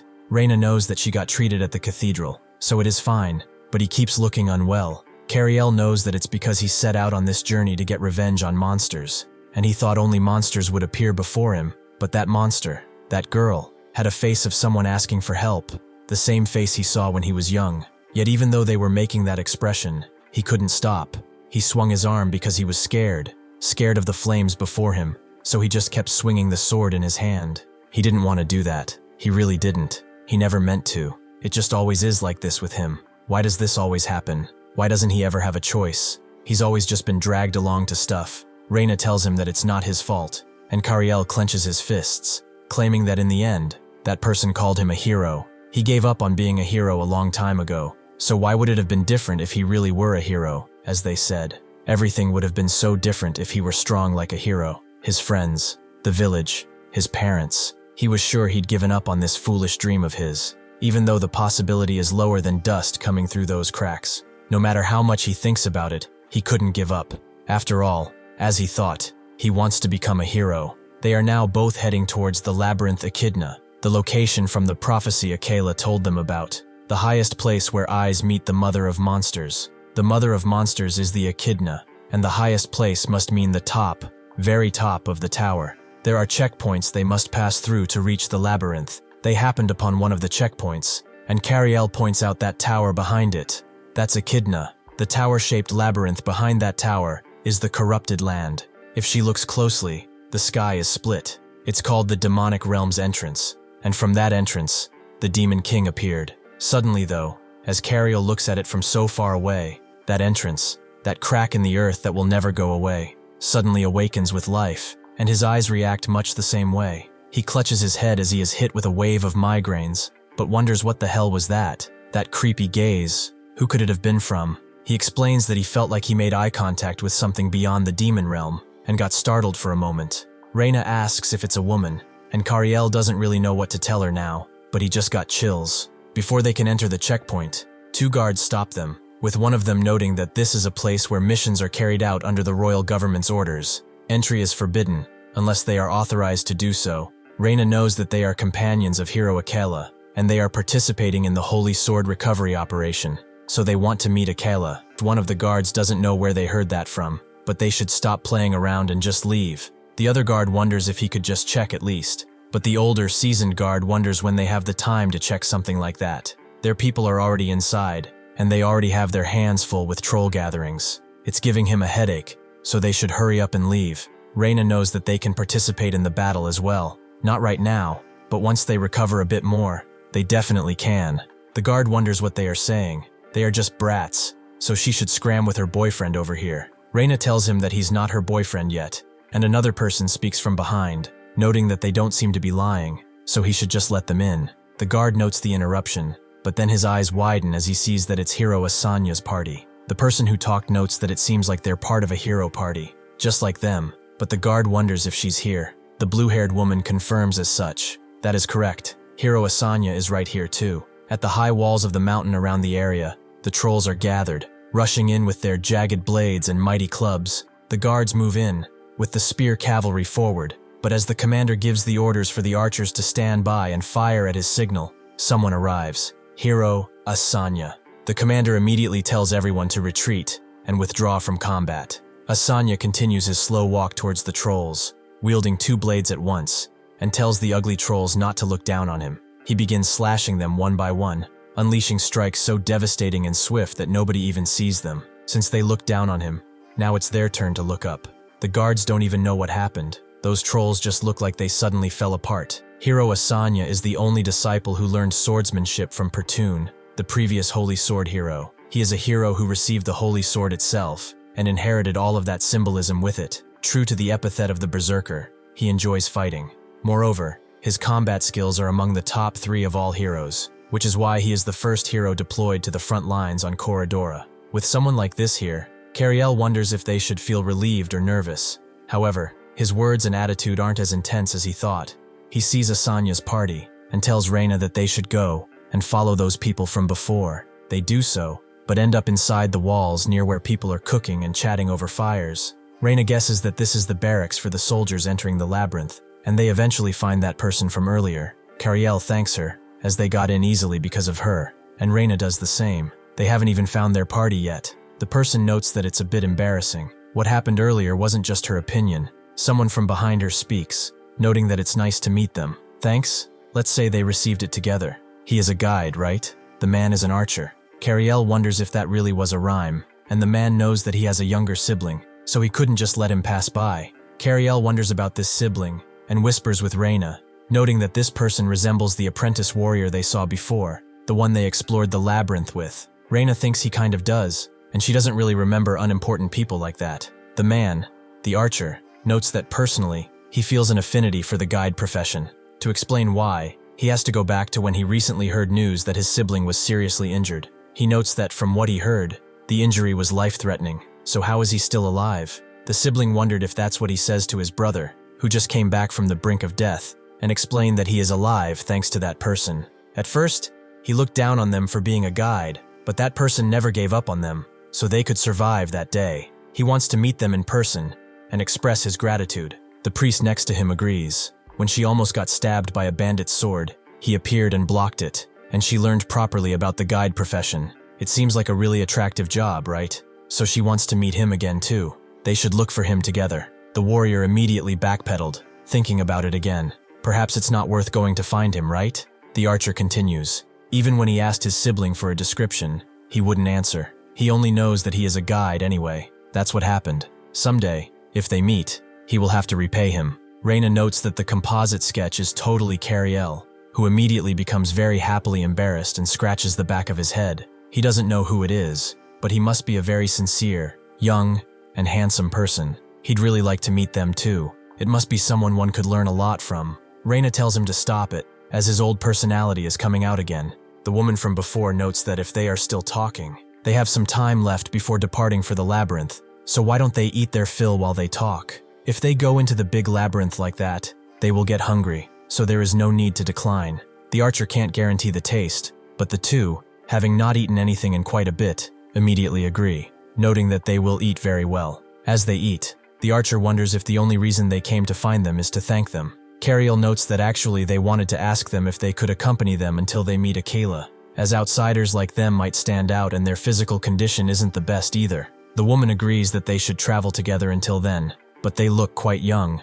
Their skills must be pretty good to be heroes' companions. Kariel knows that he is just an apprentice, but Reina is recognized even at the magic school, so she is pretty reliable. The woman notes that it is pretty unexpected. She notes that the archer over here is advanced rank, and she is intermediate. The three of them are childhood friends with Asanya. Now that she's thinking about it, Reina wonders why Akela took beginners like them as companions. Kariel wonders if it's because he has the qualities of a hero, but enough joking. There must be a reason, right? But aren't they curious about the meaning behind the adventurer ranks mentioned earlier, and why Kariel became a guide instead of a warrior despite his physical abilities? Well, now it's time to explain. First, something commonly called chi flows through people's bodies, which mages call mana. This ki has various types of constitutions in different people, mainly internal circulation type, which Kariel is, external circulation type, conversion type, etc. This classification of constitution isn't just a simple characterization, it has a tremendous impact on choosing professions and ranks, so they should use some examples to understand these constitutional differences better. Here we have the sturdy Kariel and an average intermediate adventurer. If the two are engaged in barehanded combat, can Kariel win? Reina thinks that Kariel's rank is apprentice, so it is impossible. However, the answer is that he can definitely win. How did that happen? Well, let's move on to another example. There's Kariel with a long sword and an intermediate adventurer with a club. Assuming their skills are pretty equal, who would you think would win in a duel? Reina thinks that Kariel is the answer. He won barehanded and now has a weapon, so it's pretty obvious. However, the answer is that, unless the opponent makes a mistake, Kariel's chances are close to 0%. Why does this result occur? The woman from before explains a bit before answering. In fact, unless it's a special type from apprentice to intermediate, maybe even advanced, there isn't much physical difference between people. That is, the upper limit of physical abilities most people can develop is quite similar. The key point is the type of constitution. Kariel is an internal circulation type, so he can't fuse his chi into weapons.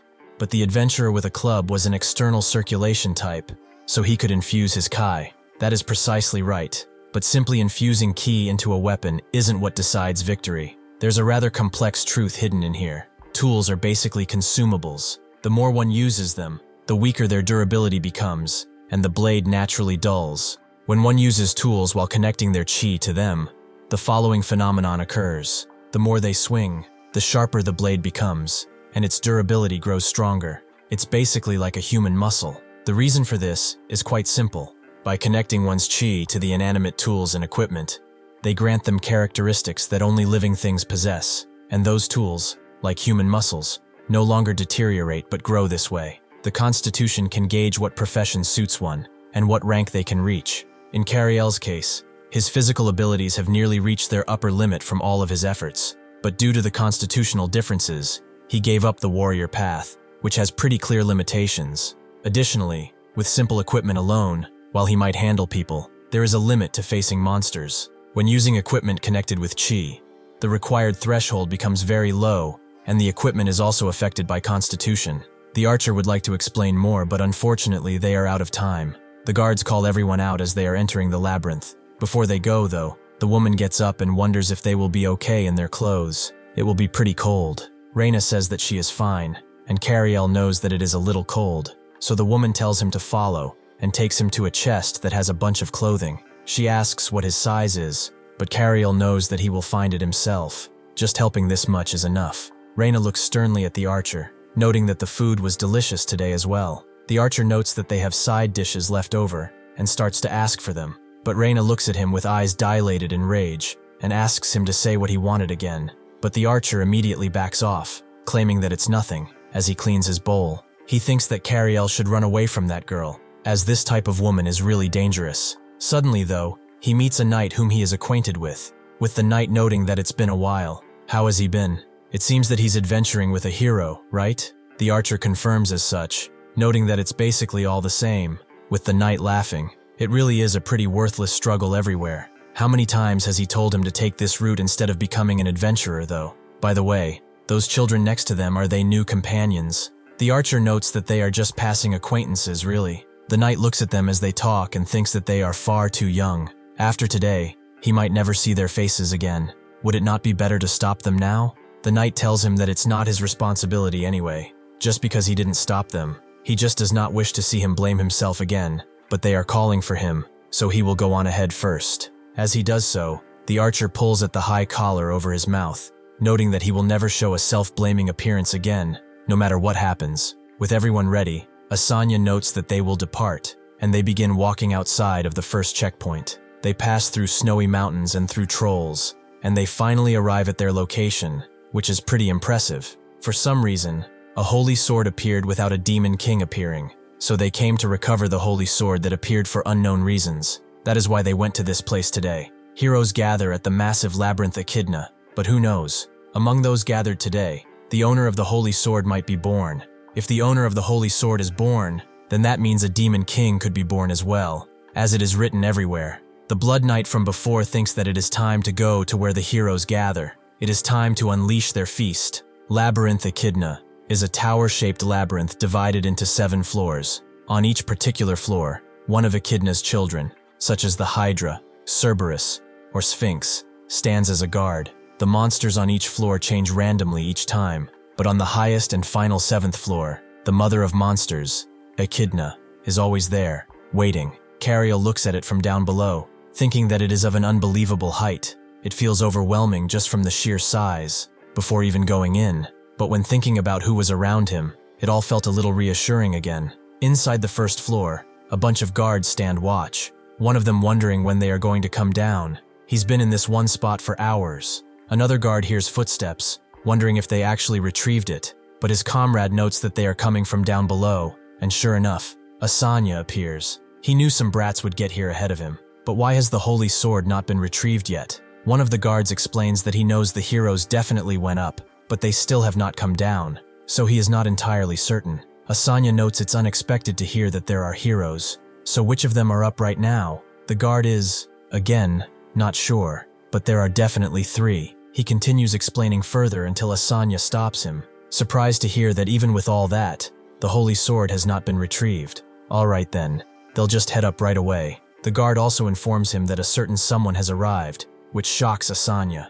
After a bit more walking, Kariel and Reina are suddenly stopped by the woman with blue hair, who wonders what is going on. From what she has just heard, Akela is not in this place. She doesn't have definitive proof yet, so she won't press further. But a rather troublesome person seems to have come here as well. If they're part of that side, then any goodwill ends here. Kariel looks at her without a hint of fear. He just wonders who this uninvited guest is, and about Akela himself. Now that he thinks about it, the fine sword Akela lent him is gone as well. He did say he could retrieve it at any time. Does that mean he had a reason to call the sword back to him? Reina steps forward, telling them to wait just a moment. They can prove they are Akela's companions, and she asks Kariel to take out the sword he gave, which naturally is not there. This causes the blue-haired woman to laugh lightly, as her reaction was far cuter than expected. She was just teasing because she reminded her of her sibling. She notes they are innocent, but they should understand that as long as they don't cause trouble, everything is okay. Reina is a little mad that she's treating them like kids and notes that it won't happen.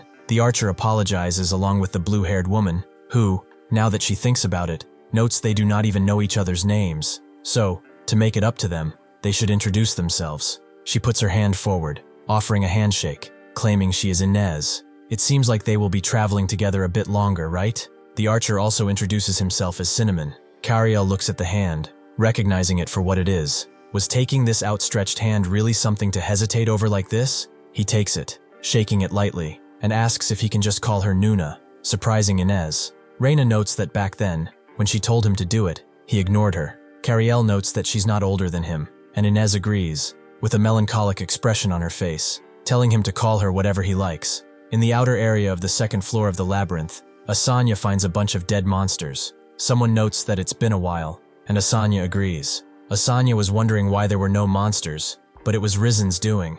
Rizen notes that it's nice to see him too. Asanya says that it just had to be him that he sees first, out of so many heroes. But hey, can he deal with them cleaner? Rizen just scoffs, noting that one has to kill monsters dead after all. And with his ability, it does happen. Asanya tells him to try to control himself at least a little, and says that they've had enough small talk. Why did he come here? Did he perhaps feel it too? Rizen's expression seems to harden through the mask, but then he laughs it off, noting that this is a pretty vulgar thing for a hero to say, a bit too blunt for his tastes. Asanya tells him to stop the wordplay. He notes there is someone here with a different agenda, so he should stay alert. Personally, Asanya came here for 2 reasons. First is the Holy Sword recovery. Second is that this place is closest to the demonic realm's entrance. Does he understand? Rizen hums, noting that they felt the same thing after all, the Demon King's presence. At the entrance of the 3rd floor of the labyrinth, Inez looks at the 3 doors before them and wonders why there are 3 in the first place. Kariel tells her that this floor seems to be where Cerberus appears. The 3 doors connect to the 3 towers, and when one opens a door, a 1-headed Cerberus is summoned in that tower, instead of a 3-headed one. The important thing is to stop those 1-headed beasts from gathering and becoming 3-headed. That's what it says in the notes anyway. As they talk, Reina looks at Inez with a certain look, wondering why she's huddled up with him talking like that. Now she's starting to get curious too. Asanya tells Rizen that since they do not know where one might appear, it is best if they split and take 1 floor each. Asanya goes right, and Rizen goes left, meaning that it only leaves the group with the one in the middle. Cinnamon thinks that if everyone goes in there, it might balance things out roughly. Kariel is a bit surprised by how fast the process is. They are already on the 3rd floor, with heroes here, and it might not take long to reach the 7th. As they make their way through the door though, a few drips can be heard, as one of the Cerberus appears, ready to gorge on their flesh. As the group continues to walk through the spiral stairs, Kariel remembers that they said they were childhood friends with Asanya, so do they know why he became a hero in the first place? Inez notes that it may not be what he is expecting, but Kariel says it's okay. He is simply curious after all. Inez agrees to explain that the 3 of them were born in the same village around the same age. To explain what triggered him to want to become a hero, they have to go back to when they were still young. She liked to chat, Cinnamon liked to play, and Asanya just basically rested all of the time. In his defense, Asanya showed talent in all areas, so he quickly lost interest in basically everything. When they were asking him to play with the other children, he said it was too boring, as he always won anyway. Then one day, during that ordinary routine, something fairly big happened that would change that daily life. Reina wonders if it's a monster attack that ruined their village, but Inez notes that it's nothing like that. A famous person just came by. Reina is a little relieved, but Kariel can see that she was basically hoping for that, with Reina telling him to stop exposing her like this. Cinnamon agrees. A famous person. An incredibly famous person, actually. It was the hero Pertune.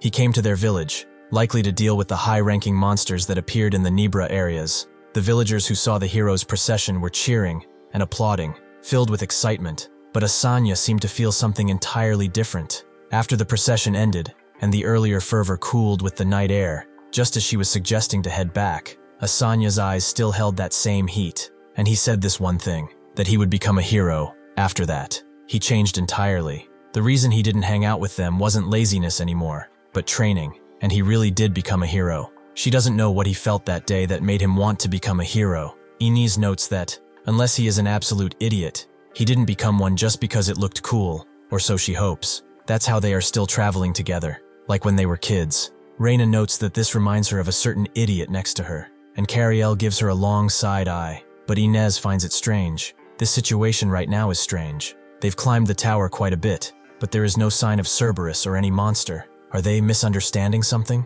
Reina wonders, though, if perhaps both heroes went to the other side. On his side, Asanya feels a faint vibration in his legs, a sound that is gradually getting closer. He doesn't know which way it comes from behind, or from the front. This is really bad.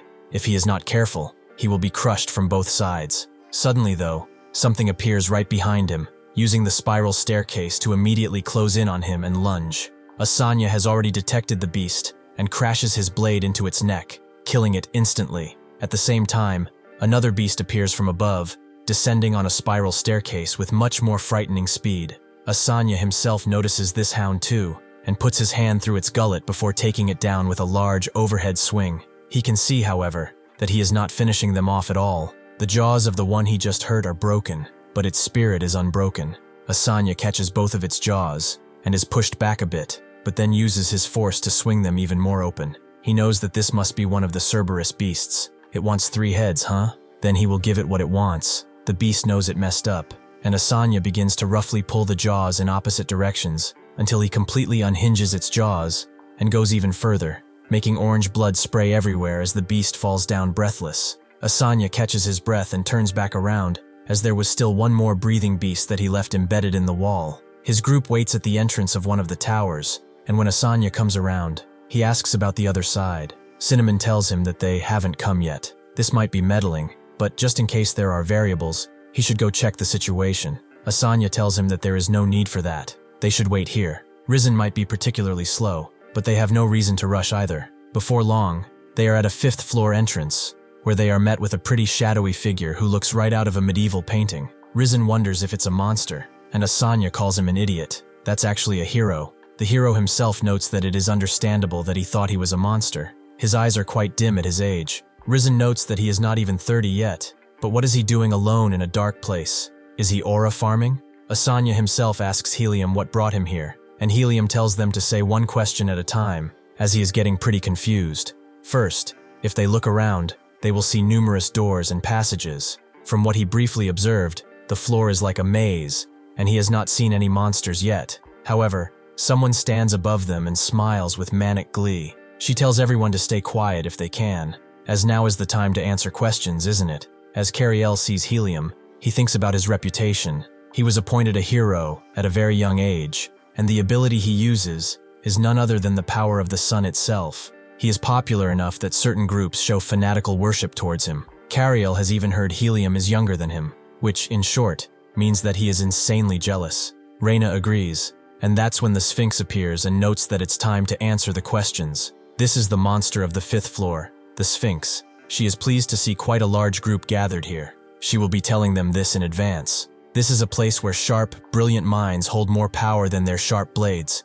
They had better loosen their stiff minds than warm up their stiff bodies. Now those who will answer the questions will stand over there in that circle. Risen notes that they probably can't enter if they do not solve her riddles, and Helium asks what's there to worry about. He plants his sword into the ground and notes that he will just rip it into pieces. However, Kariel tells him that he should wait a moment, as force will not work here. Helium immediately turns around, demanding to know who it was that ignored his power. The Sphinx, however, agrees that when 5 or more humans gather like this, there is always one piece of trash among them, but thanks to the one who knows their place, she is spared the unnecessary trouble. For those foolish masses who still do not understand, she will graciously explain. They should hurry and look around everywhere. There are countless doors and passages that are intertwined to form a maze, aren't they? That is not all. The labyrinth structure continuously transforms, making it impossible to find not just the exit, but even the entrance that they went through. Among these nearly infinite doors, only she knows the correct one to advance. Do they understand now? She is the most supreme being in this place, and this massive tower bends to her very will. Therefore, they should show proper respect to one so exalted as her. Helium asks if she is higher than the sun itself. Well, her arrogance might surpass it, and Risen tells her that's enough. She probably doesn't need to hide it anymore. The Sphinx tells them that further conversation is now meaningless, so before she develops her misanthropy any further, she will graciously guide the man who stopped the girl's reckless steps. She wants that man to step forward, who is none other than Kariel. With the group surprised that a guide is even here in the first place, Reina tells him not to push himself, as they have not heard what happens if they fail to answer correctly. The Sphinx giggles lightly, as that's right. She almost forgot to mention that important thing.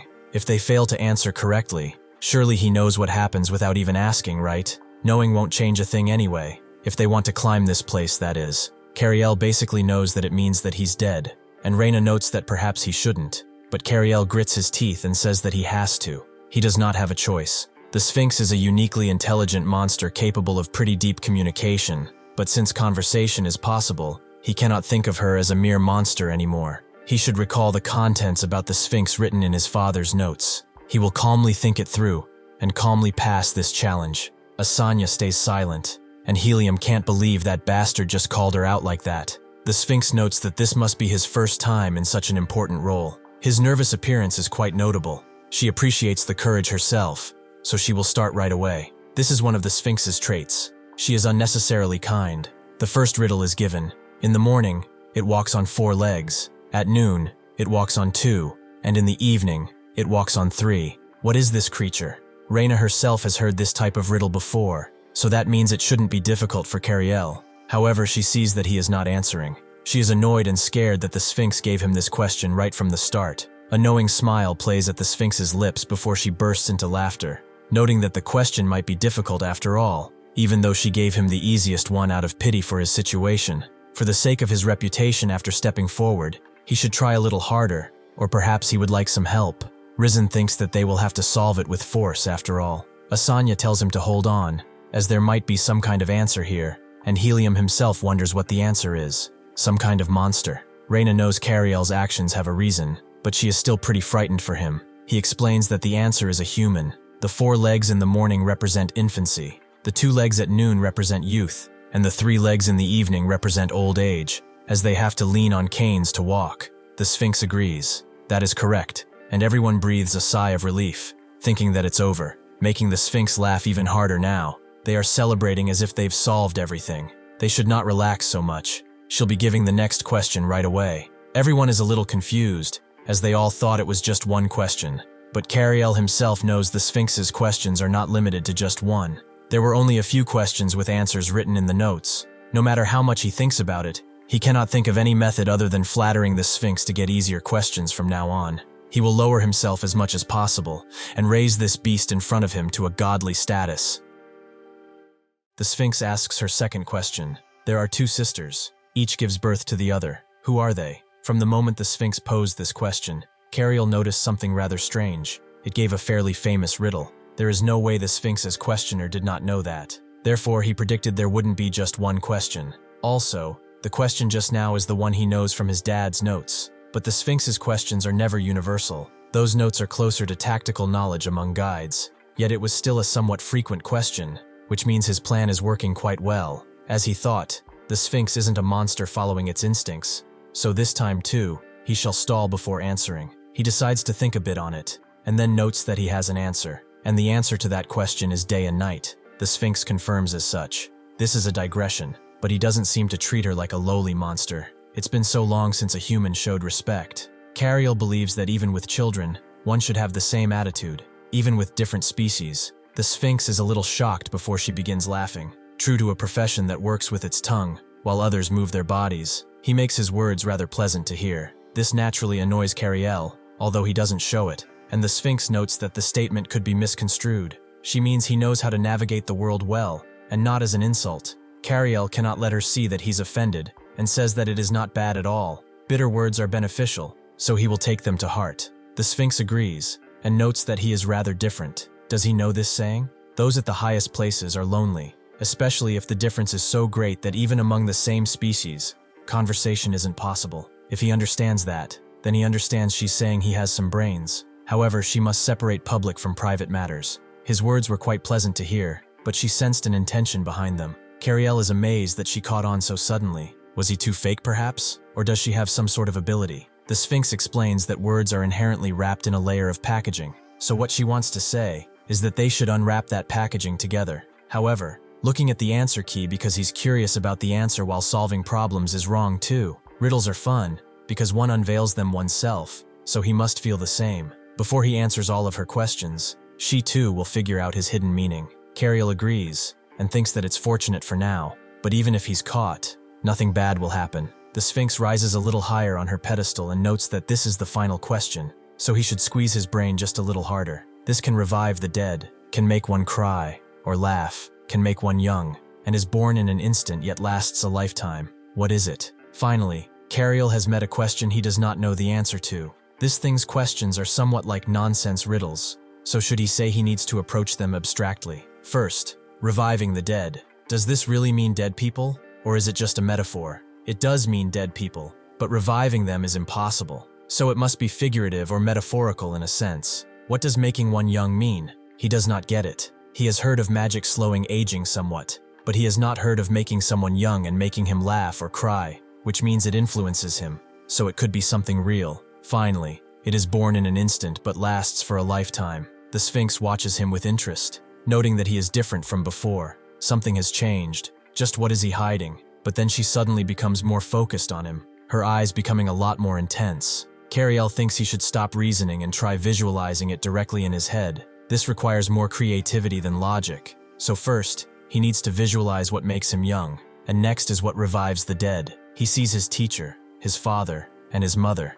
These things make him laugh and cry, and at the same time, they're born in an instant, yet paradoxically last a lifetime. This is the thing he's going with right now. His answer is memory. The Sphinx agrees he is correct, with everyone very glad to hear that. The Sphinx notes that he answered quite well. Before he answered, she also figured out his hidden intention. He knows he got caught, but it should be okay since he answered correctly. The Sphinx notes that he knows this as well. She does not appear easily. She had a feeling she'd have a special experience today, and to receive such a gift is incredible. In return, here is a gift from her. He will reach higher than anyone, and he will also never forget her. With that, she snaps her fingers, and the door in front of her parts, with the Sphinx telling them to leave this place at once. As they do so, Kariel looks back, wondering what happens to the Sphinx after answering correctly. In mythology, he heard it couldn't bear the shame and ended its life somehow. But was this the method, perhaps? As Kariel walks down, he thinks that he should not dwell on what she said. Its last expression looked quite surprised.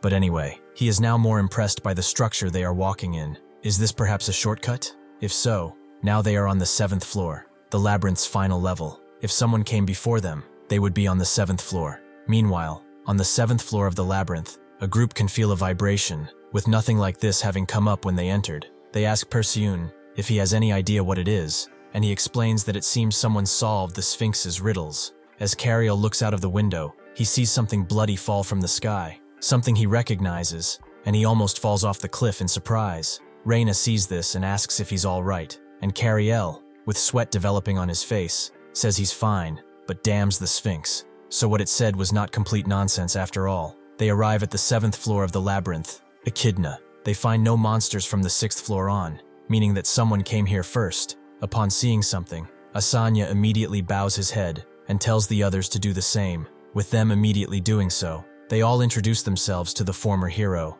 They pay their respects to Perseun. He understands that they would gather in such an unfamiliar place. He welcomes them. Asanya asks if, assuming his reason for being here is the Holy Sword recovery, has he recovered the Holy Sword? Perseun finds it rather strange though, as the Holy Sword has not appeared. With this news, the three heroes decide to talk among themselves. Aerosent notes that the Holy Sword isn't showing, so they should split into teams and search once more, with Asanya agreeing that unusual situations keep happening. Aerosent agrees, then asks, what about the Demon King? Helia asks what they are talking about, with Aerosent telling her that, before coming here, they sensed the Demon King's presence. Helia did not feel anything though, so they should explain what kind of feeling it is. Aerosent doesn't really like that she is speaking so casually, but anyway, this is in the realm of intuition. It is hard to put into words. There's definitely a Demon King, but at the same time, there isn't. It exists, but does not exist. It's that kind of feeling. Helia asks what he's saying. Is it real or not? Aerosent can only explain it with a feeling though, with Asanya mentally agreeing that what he said is right. He tells him that's a pretty stupid explanation, and asks Helia why she came anyway. She did not feel that, so there is no way for her. There's no reason for her to be here, except for Helia being chosen by the Holy Sword. That's her only reason. Hearing this, Aerosent resents her tone, and tells Asanya that this time he won't stop him from getting angry, so he should do as he pleases. Asanya pleaded with him to stop him, as he does not want to be remembered as the hero who killed another hero. Kariel walks with Cinnamon, who wonders why the Holy Sword has not appeared yet, but Kariel notes that someone is waving at them. Who is the old knight? He was talking earlier. Cinnamon asks where he has been. Did he perhaps take an easy route from behind? The old knight notes that there is an expression called rear support, and they didn't even put him up front despite his age. He tells him to keep staying in the back. If they look behind them, there are some bastards here, and they may make eye contact too. He also sees them coming this way, with Cinnamon noting that they should get out of here, as nothing good will come from getting involved. However, as they approach, they introduce themselves, not expecting to meet everyone in a place like this. The man is named Ryet, and the woman is Papura. The old man thanks them, noting that he did not expect them to still treat him as a knight. Papura laughs. People might think he was stripped of his knighthood itself, but wasn't it his own choice? As he watches them talk, Kariel wonders, were the knights the uninvited guests he mentioned earlier? It seems that relationships between heroes and knights aren't good. That is different from what he knew. Cinnamon tells him that the situation has changed rather recently. Heroes and knights both seem to be under the royal government, but there is one difference. Knights are appointed by the royal government, while heroes are appointed by the papacy. Of course, so are the Holy Sword heroes. The papacy continuously creates heroes to oppose the Demon King. There are political reasons for this. The Demon King appears in cycles of about 100 years, give or take, from when the Demon King appears until it's killed. For about 50 years, the papacy holds authority. Then for the next 50 years, the government regains power. Kariel understands that when the generation that hasn't experienced a Demon King becomes dominant, the royal government regains power. It's a structure where power naturally flows according to a Demon King, but Cinnamon tells him the Demon King has appeared twice in a row, disrupting their flow. Normally, there is almost no friction between heroes and knights, but given the situation, it is pretty obvious there would be some clashing. Inez comes close, noting that they should get going now, as they are going to search for the Holy Sword within the 7th floor. After they leave, Kariel tells Reina that they should look for the Holy Sword as well, since they would get bored otherwise. As they walk, Reina notes that he said they were going to look for the sword, but why are they here? Kariel notes that there is something he has to check. Hero Perseon. He never actually imagined he would meet him in a place like this. Suddenly though, Helia arrives right next to him, thinking that she's really short. With Helia knowing that he was thinking like this, she asks if he dares to look down on a hero, and he is the one who was blabbering something from behind earlier, right? He should be careful with everyone watching. It would be pretty embarrassing if something happened. Reina immediately gets on her case, thinking that this is unbelievable to hear. That's not what a hero should say, but Kariel shuts her up and notes that he will be more careful with his words from now on. With that, Helia is satisfied and leaves, with Reina being a little mad that Kariel did such a thing. Somewhere else though, somewhere nearby, a certain knightly-looking figure stands near a wall, hidden by a white cloak. Kariel and Reina stopped their search, with Kariel thinking that no matter how much they searched, they could not find the Holy Sword. Did he perhaps misinterpret the prophecy? Or is the prophecy itself wrong? The highest place, the mother of monsters, the mother of all monsters. That's what they were supposed to find. But what if the mother of monsters means something else, and the highest place in the labyrinth still remains? Then the place the prophecy speaks of is somewhere higher than they've already been. He calls Reina, and notes that he has somewhere he needs to go for a bit, rushing with a rather focused expression on his face. If his thinking really is correct, if it's really right, then the Holy Sword is up there. Reina is a little infuriated being left behind like that, and Inez arrives, asking who left. Seeing that Kariel did, she had something to tell him. Reina wonders, isn't she getting too close to Kariel? Inez wonders. She thought this was about the right social distance, right? Inez should say it to her, and she will pass it on. Inez, however, finds it a shame she cannot see his reaction, but Reina wonders what kind of story requires looking around like that. The old knight and Rate go to talk with the old man, wondering why he chose such a secluded spot for a conversation. Wright notes that there are many blind spots, since it didn't seem like an ordinary conversation to begin with. The old man agrees. Given the location, he is getting unnecessarily nervous. Wright notes that there's that saying, an enemy met in a labyrinth is the most terrifying. The old man tells him to stop creating strange sayings with that atmosphere, as people are still passing through here. The old man understands, but how are the knights doing these days? This mustached uncle, whose lush beard is unachievable even with hair growth products, is named Eldrick. He had a reason for arranging this conversation while enduring those close quarters, namely to find out the knight's purpose for coming to this place. He tried to gauge the knight's situation and atmosphere through casual questions, but to his dismay, the young knight before him is giving him unsatisfactory answers, talking about how his salary had decreased lately. Eldrick thinks that he has no choice but to piece things together as they go, as he knows the reason these knight bastards came here is surely because of suspicion. The Demon King appeared twice, and now the Holy Sword too, and the papacy insists they know nothing about the situation too. To understand the situation, people put their heads together and think, was it because too many mouths gathered? From some corners, such talk leaked out. The second Demon King never appeared in the first place. This kind of talk, it was an extremely radical claim. It was a fabrication of the papacy. The first theory is that the knights came here to determine the truth of this claim. What are these images? Are they talking about Batman? The next is Eldrick's personal theory that digs into the point that heroes and knights have had a competitive consciousness since ancient times. The Holy Sword heroes who killed the Demon Kings and saved the world have always come from the church's side, and the knights have a desire for recognition regarding that. If he writes a bit more fiction into it, this Holy Sword is exceptional, so the papacy probably couldn't prepare a hero's vessel. This news is favorable to the knight side. Then they retrieve the Holy Sword first and find its owner. But they came here with just 2 knights? They are going to do such a thing where heroes have gathered. They would have called the king's direct subordinates. It would be more rational to claim the knights' rights to the Holy Sword through joint recovery, or they would have to join with a third faction, but that's impossible. Is there really anything else? Seeing that Eldrick cannot make sense of this at all, he decides to ask Wright bluntly, "Why did the knights come here?" Wright tells him that they came here to help with the holy sword recovery, but Eldrick doesn't buy it. Young knights came here of their own judgment. At such times, there must be someone who ordered them, and Wright relents that it was the king's command. Well, they are just as confused about it. Eldrick wonders then why they came. They didn't come just for the purpose of helping with the recovery. Wright asks what he means. Is he suspecting them right now? The royal government? If they are talking about suspicion, they have plenty on their side as well. The Demon King is quite a politically influential entity, but things about the Demon King can only be known through the oral accounts of those who subjugated it. Yet the papacy only insists they do not know, so he doesn't think the papacy's position is entirely blameless either. They don't even know where the prophesied holy sword is. Eldrick is trying to say the prophecy is false. Why not say that the Demon King's omens that occurred were also false? Riot tells him that there are suspicious aspects about the Demon King's omens, and frankly, it's not impossible. He has heard such talk in the streets.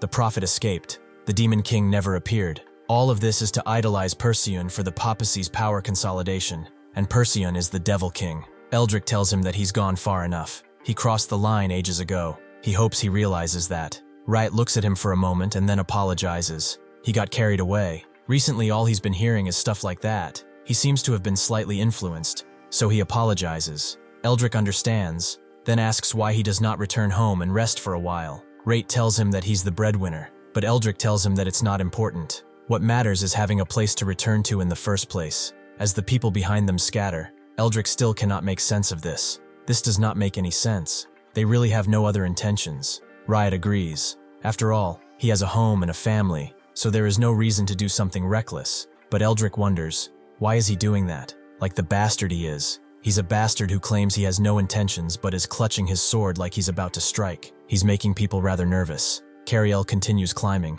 and as he thought, when he looked, there was a path going up. There is also an exit. His prediction is getting increasingly correct, but instead of another section of the tower, he is met with the roof. There are no structures here, and the wind is strong, so the only path is forward. Kariel continues moving forward, wondering if the holy sword even exists. He thought about it once. If the prophecy wasn't wrong, then maybe it's the interpretation that was off. When he thought of the phrase, the place where his eyes meet the mother of monsters, something stuck out to him. Calling it the mother of monsters didn't give him much of a clue at first, but the part about eyes meeting reminded him of that gaze he felt earlier, that presence beyond the demon realm that gives birth to the demon kings. What if that is what the prophecy means by the mother of monsters? His heart is beginning to race as he inches closer. He's not even sure himself, but he cannot stop himself from hoping that if that is true, then this location, the one in front of him, the place where eyes meet the sword, should be it. Sure enough, it's here, standing above a pedestal,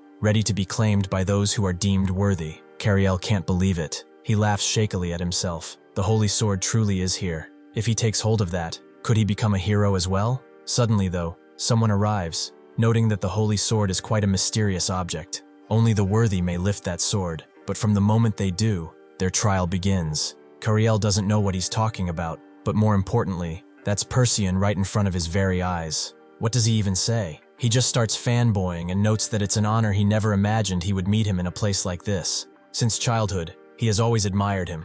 Perseon thanks him and congratulates him. He deserves a just reward for contributing to the retrieval of the holy sword. Judging by his appearance, he is a guide, right? But he is curious. How did he find the sword? Kariel notes that in the prophecy, he interpreted Mother of Monsters, not as Echidna herself, but as the rift of the demon realm itself. Perseon is impressed. That is quite the insight, an astonishing talent to be sure. He did not expect to meet someone whose thoughts aligned with his. What is his name? Before he can answer, though, the figure in a white robe appears, muttering about the holy sword and letting out his claws. He charges in swiftly, aiming to take down Kariel without even a chance of letting him go, but he actually redirects his attack and goes right into Perseon, shocking Kariel. The robed man crashes into Perseon and sends him to the ground and prepares to strike again, and to end his life. But Perseon catches his hand. He thought he had experienced everything life had to offer. He was waiting for death at this point. This is entirely new to him. The man takes out his blade and notes that he, too, is changing, along with this entire damned world. With that, they begin clashing their swords. After Asanya is done clearing out the whole floor, he wonders where their master is, with a guard noting that Perseon went up earlier, as apparently there was a path leading higher up. He does so, but then sees Helia already there and asks what she is looking at, and where their master is. However, as he runs around the corner, he sees exactly what she was staring at. The man in a white robe stands almost defeated, his arm completely gone, but at the top of the steps that lead to the holy sword, Percheon stands completely and utterly defeated. In his defeated form, Percheon falls down, his eyes glazing over completely as the life seeps out of him. Helia thinks that there is no way, something like this is real. But before she can ask Asanya if this is real, he charges forth at the white figure, immediately drawing his blades and pinning him to the ground. His eyes are widened like pins, demanding to know why he should let him live and why he did this,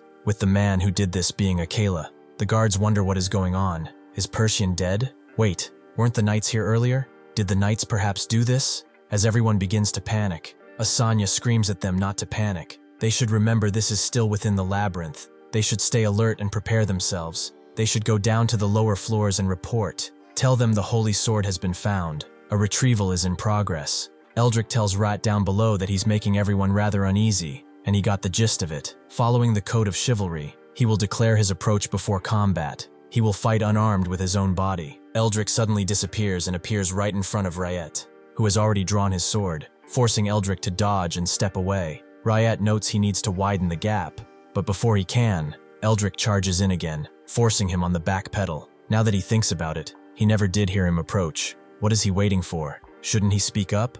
Ryet notes that he never planned to tell him in the first place. Besides, the fight is already over. Only then does Eldrick realize that he was cut across the neck, shocking him. Ryet notes that even if he told him, would he even understand? Is it not ironic that someone not even recognized as a knight is preaching about shit like chivalry? This has blown up way bigger than they ever wanted. He did not even mean to use that on him. And honestly, he should be the one asking things. He's what, 20 years older than him? How is he still so damn fast? His body should have declined by now, but his physical output is unreal. Is he enhanced? No, there's no time for this kind of question. If the heroes gathered here find out about this clash, he's well and truly fucked. But really, how is he supposed to fix this? After a while of thinking, he sighs and explains that he does not harbor any real malice. Just given the circumstances, they should say it was bad luck that he ran into him. By the way, he can see him fiddling with the sword on his hip.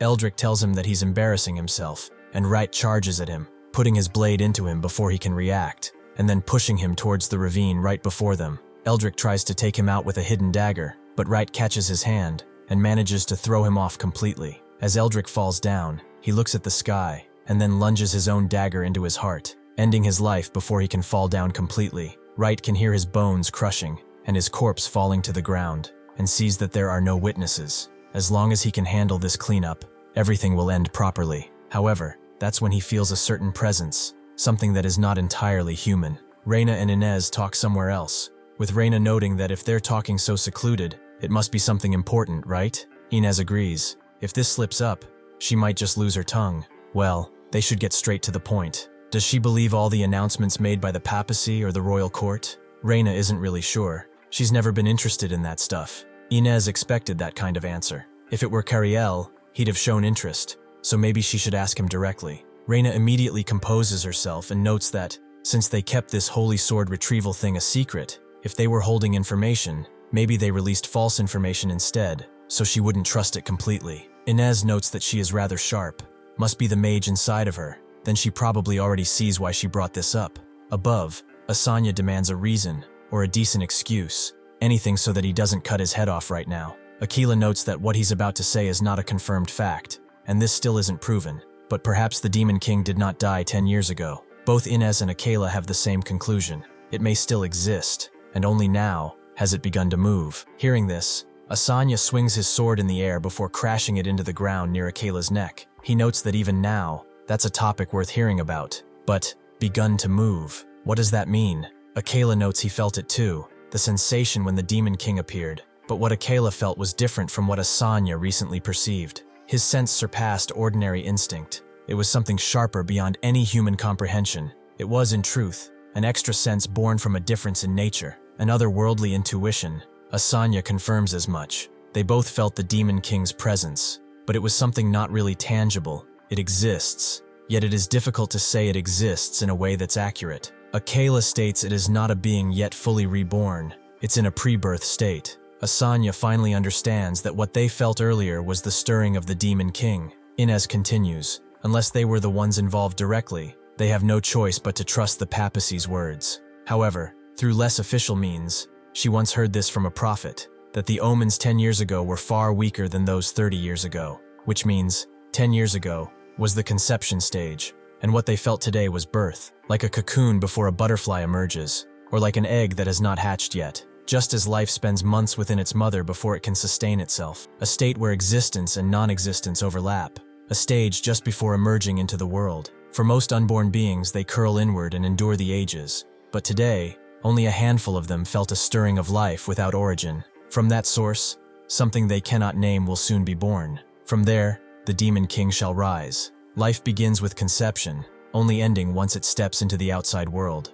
10 years ago, the Demon King's omen represented conception. For some reason, it never stirred and never emerged. But today, with this new stirring, a shell finally cracked open, and through that crack they met the gaze of the Demon King. Asanya lets go, noting that this explains quite a great deal, but he still has questions. How does the Demon King's awakening connect to Perseun? Overpowering Perseun alone should have been impossible. Finally, if what they felt today truly was the same being from 10 years ago, then that means Perseun did not kill the Demon King 10 years ago, right? Akela gets up and explains that he was attacked by an unknown assailant before coming to this place. Fortunately, he escaped with only minor wounds. At first, he dismissed it as just bad luck, but after entering this labyrinth, that inexplicable dread deepened. Concealing his identity, he tried to find the source of that dread, and wherever that dread pinpointed, there stood Perseun. But that was only suspicion. He needed proof. Knowing full well that he might die, he struck first, because he sensed something not human coming from Perseun.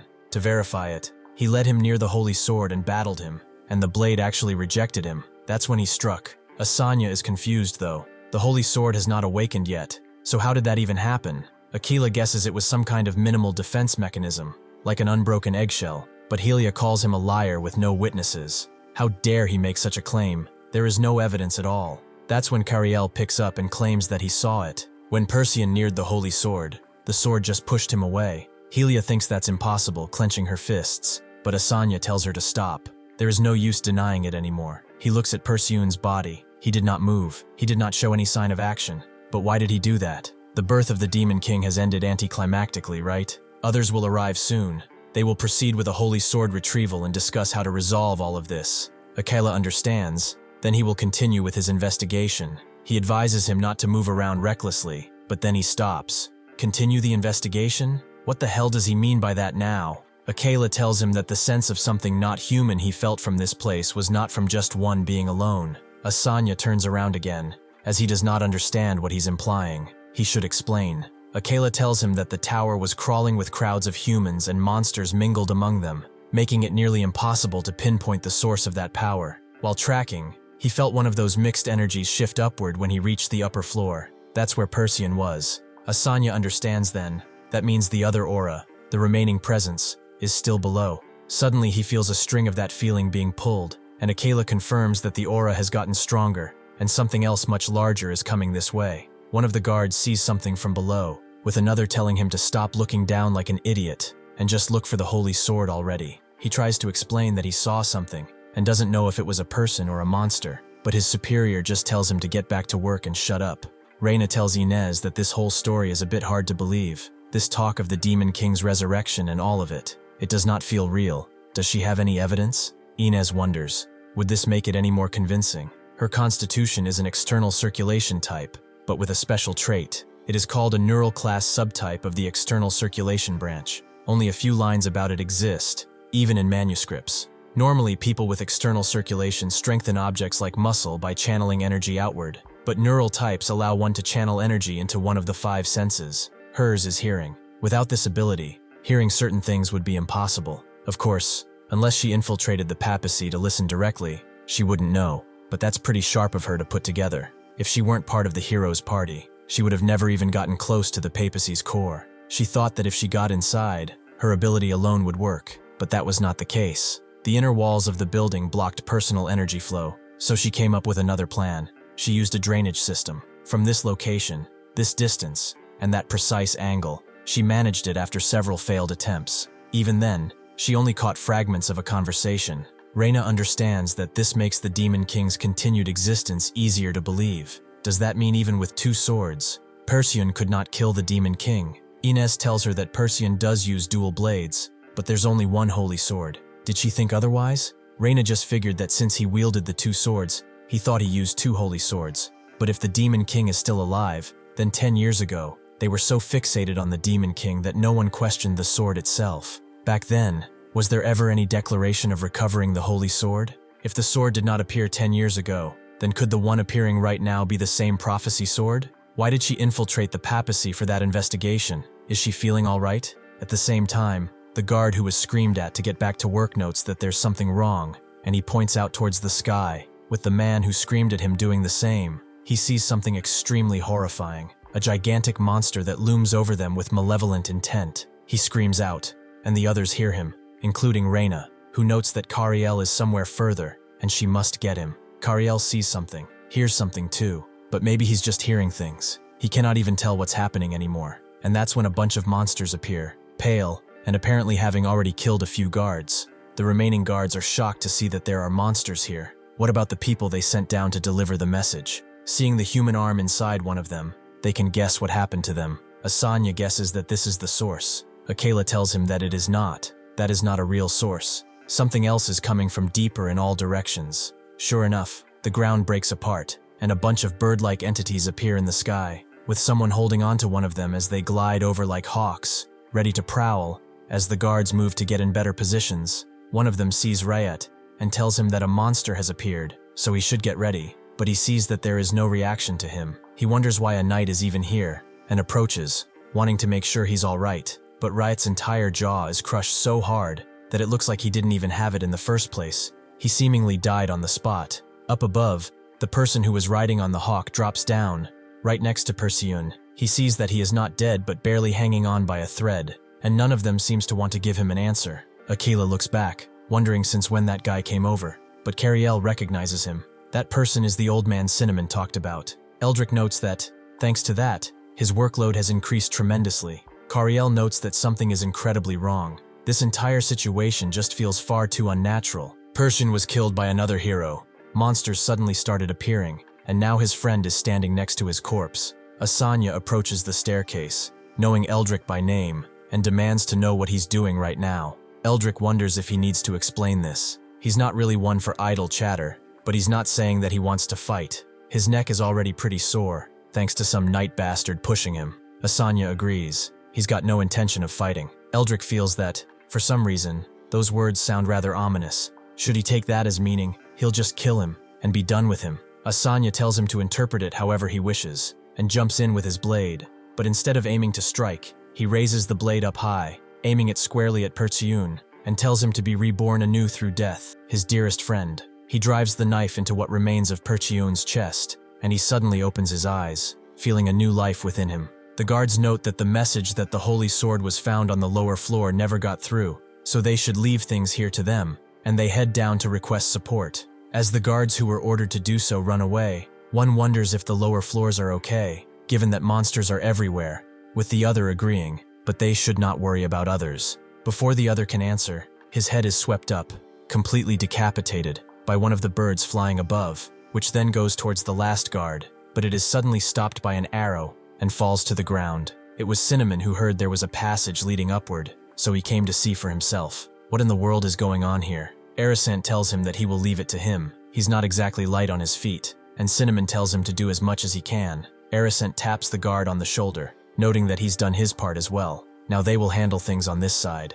It also seems that there are monsters on the surface as well. Cinnamon notes that he knows those things. Not their names, but from what he knows, they only attack when they outnumber their prey. Cinnamon tells him that right now, they have the numbers, so it seems they are rather hesitant to move. Aerosant notes that they are as filthy in action as they are in looks. That leaves him only one job, and that is to rip them into shreds and erase them as fast as possible. He wonders where everyone is as he takes care of one, and then wonders why the sky changed. Asanya thinks that this is insane. He has no idea what is going on. He would much rather get a spoiler at this point. Can anyone explain? In a small frontier village, there was a respectable boy named Perseon. His conduct was upright, and his talents were outstanding, so his name became well known even early on. Against this background, he soon entered the church's training office to learn the work at the ripe age of 16 inside the church. There was no one more handsome than he, and other people's heads barely reached up to his shoulders. Everyone who could see a person's true worth hoped that he would become a hero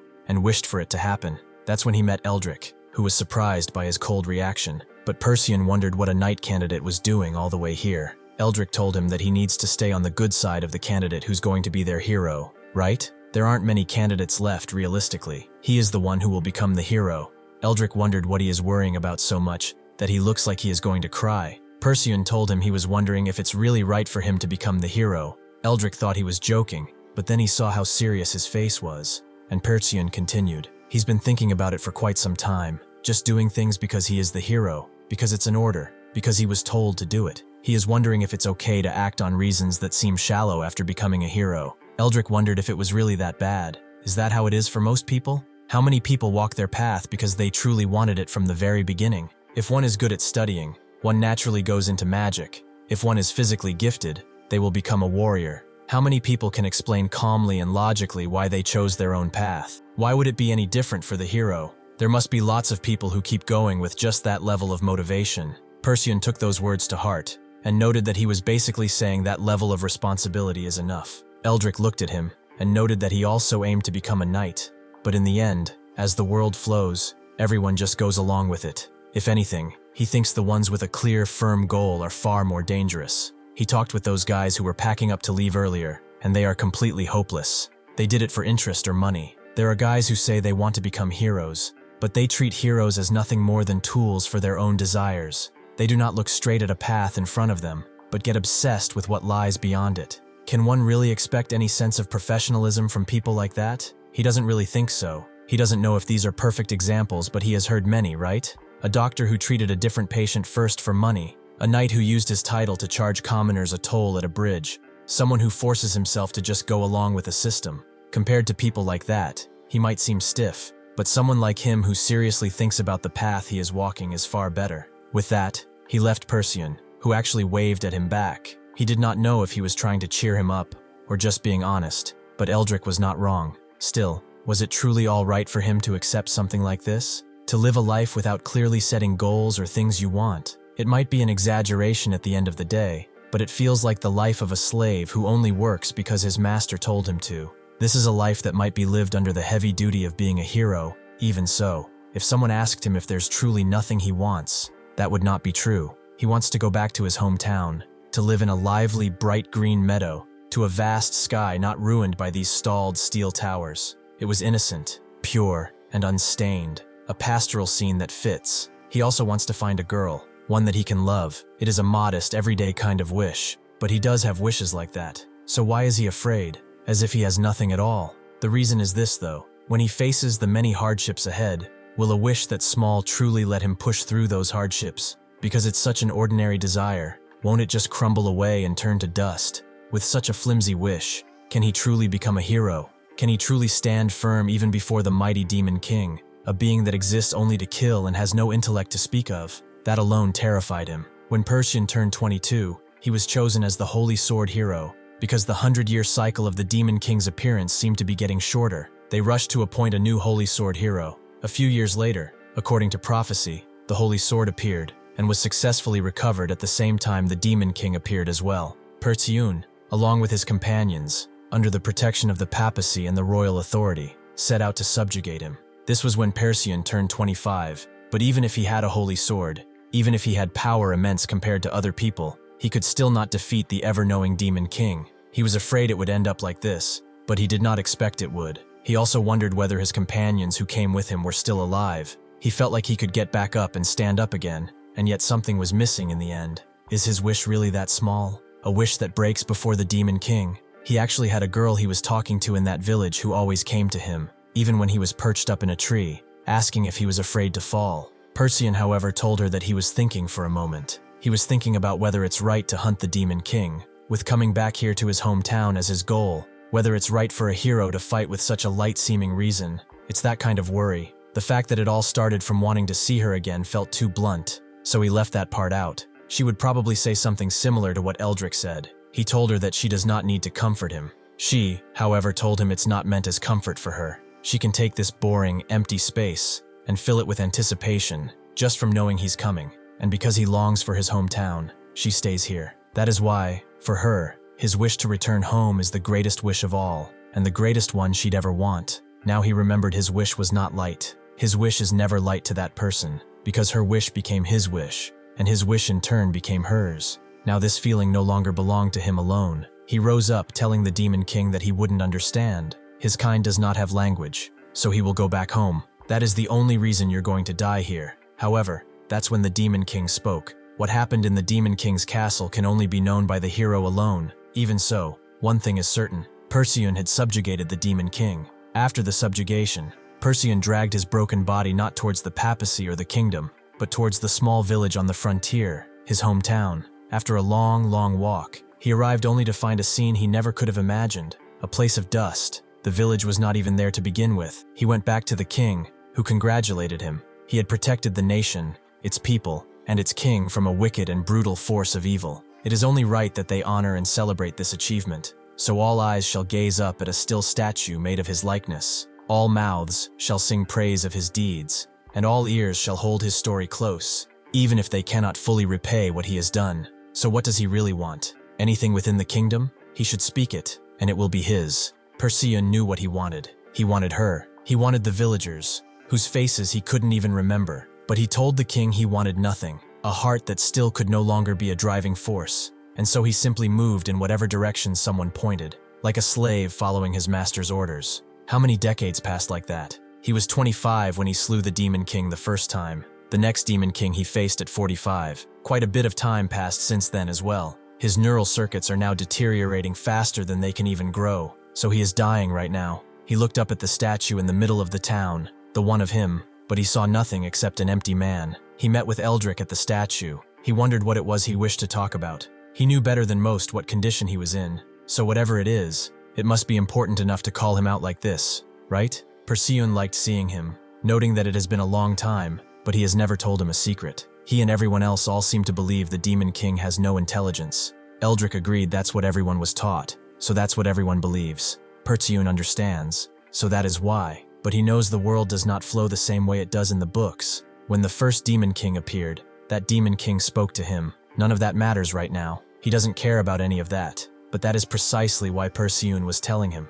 Eldrick wondered what he meant, just what he was trying to tell him. Perseon noted that he said it himself. People with a clear goal use everything else as a means to reach it. He did not understand back then that kind of turbulent life, so driven by a goal that it feels uncomfortable to everyone around. But he understands now. Maybe he's just found, right now, a goal worthy of turning everything else into a means, just like them. He was asked constantly what he wanted, what he wished for, whatever he desired, and even the Demon King asked what he wished for. But Perseon wanted something that did not exist in this world. As he gets up, he notes that humans have always believed that impossible things are limits or laws of nature, but that is merely one perspective seen through just human eyes. They have been caging themselves all of this time. They built walls called limits, so they would never look beyond them, and they built frameworks called truth, so that they could never imagine anything else. He has witnessed the power to define the impossible, no longer as a wall, but as a shell that must be shattered and broken through. Through that power, he will take one step further toward what he wants. The Demon King is dead, and a world with only heroes remains. Someone must fill that void. He calls out to all the heroes and declares here before all of them that the Demon King of the next generation is him, and the holy sword that is here. They will take it. Asanya grins almost wistfully and remembers when he used to train hard, when he used to take out dummies in one swipe of his wooden sword, but it still didn't feel like enough. The instructor was pretty mad at him because he broke it again, but Asanya said it was not his fault. The training dummy was too weak. The training instructor tells him to stop, spare him the nonsense, and wipe off his sweat. There is somewhere he needs to be. It seems he has advanced. After washing, Asanya follows and asks what this is, and why he won't tell him anything. By the way, he's never been to this place before. The instructor says that's good and notes that this is as far as he goes. The rest he will walk on his own. He then walked and continued walking until he met with Perseon, who he did not know at that time. Perseon was glad to see that he had arrived. Is this their first time meeting in private? Asanya tells him that it is an honor to be called like this, but may he ask the reason he called him here? Perseon told him that he did not need to be so formal. He simply wanted to have a casual conversation. He should just be himself. There is no need to put on airs with him. He just wanted to ask what kind of goals he has. Asanya is not sure he understands what he means, so Perseun clarifies his question. He is asking what goal he has that makes him want to become a hero. Asanya told him that it is not something he thought about really deeply. When he talked about it with his fellow trainees before, the most common reason that came up was admiration for the heroes. Perseun expected as much. So what happened to most of those fellow trainees of his? They left, right? They did not think ahead because they chased this position on admiration alone, without any real sense of purpose on their own. They only ever looked up at the light at the top and chased after it, but they never saw the thorny road forced on them if they wanted to take that path, so they could not endure the path to the end, and gave up on their own accord. He has seen many like that. The hero is just a title, but within that title lives someone beyond what an ordinary person could imagine. It can be deeply personal, or raw, and unpolished, but a firm goal is necessary. Asanya thinks that, in truth, there is a past he never spoke of. A monster had killed a friend's younger sibling. It's a kind of story that is all too common in this era, but that never became the reason he became a hero. Right then and there, the monster's limbs were torn apart, and immediately after, its habitat was dragged down, and every monster of the same kind was killed. There was no goal born from lack, because everything was already there. Everyone envied his talent to the point where every single person envied the talent of a young child who barely came up to their shoulders. But that day, when he looked up at the man who had slain the Demon King, what he felt was not admiration. He was facing a level of talent that made his own feel worthless in comparison. What he felt was the first sense of lack he had ever known, a deprivation, a sense of emptiness. And then there was an immature pride that grew from a feeling he is ashamed to admit. He wanted to surpass him.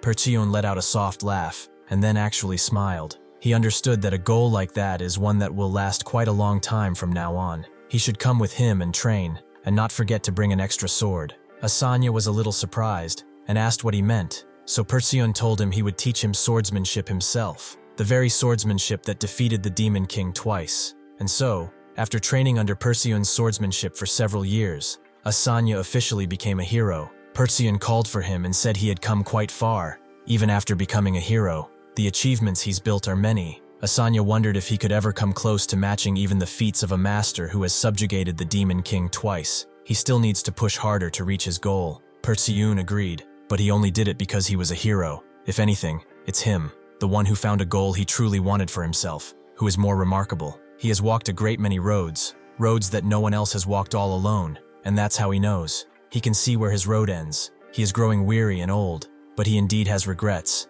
and many at that. He's never built a family, so he has no children, and his relatives have all been gone for a long time. Even so, he can at least decide who he passes on his legacy to. And among this beautiful scenery, if he were to choose someone, it would be Asanya, who would carry his own path. Asanya, who inherited Perseun's holy sword, also inherited his legacy. This was about 5 years after the second Demon King appeared, and 5 more years after that brings us to the present. For Asanya, today is the day when his head is tangled, his brain unable to process this, and among the many things churning through his mind is a doubt that when Perseun passed down the holy sword, there had been another intention behind it. Perseun looks on at the sky, thinking that he never thought he would see this view again, and yet here he is, seeing it. The world has never once gone the way he thought it would. Asanya agrees, thinking that the hero who slew the Demon King would declare himself the Demon King. Who could have ever known such a thing? And taking the holy sword, what does that even mean? The holy sword rejected him, and yet he calls himself the Demon King. Eldrick tells him that there is a way, but the person isn't here. That person is acting like he's the main character, that kind of guy. Asanya doesn't know what he's talking about and laughs, wanting to ask something of Perseun. Does he regret taking him as a student? Perseun looks at him a long while, and then tells him that he is his one and only student. The only thing he's left behind in this world is his swordsmanship, and he who can reproduce it is an extension of himself, his legacy. Not once has he ever regretted teaching him. Asanya, however, drew his blades and told him that he would soon come to regret it. Perseun put his fan forward, finding it rather exciting. His goal now that he has no reason to hesitate is to kill him, right? Amidst the chaos that kept unfolding with one thing after another, Kariel alone had burned this scene from moments ago clearly in his mind and eyes. After Perseun declared himself the Demon King of this generation, the holy sword behind him had begun to shine into a much brighter light than before. But there was no time for careful observation. He had to move fast. Under Perseun's command,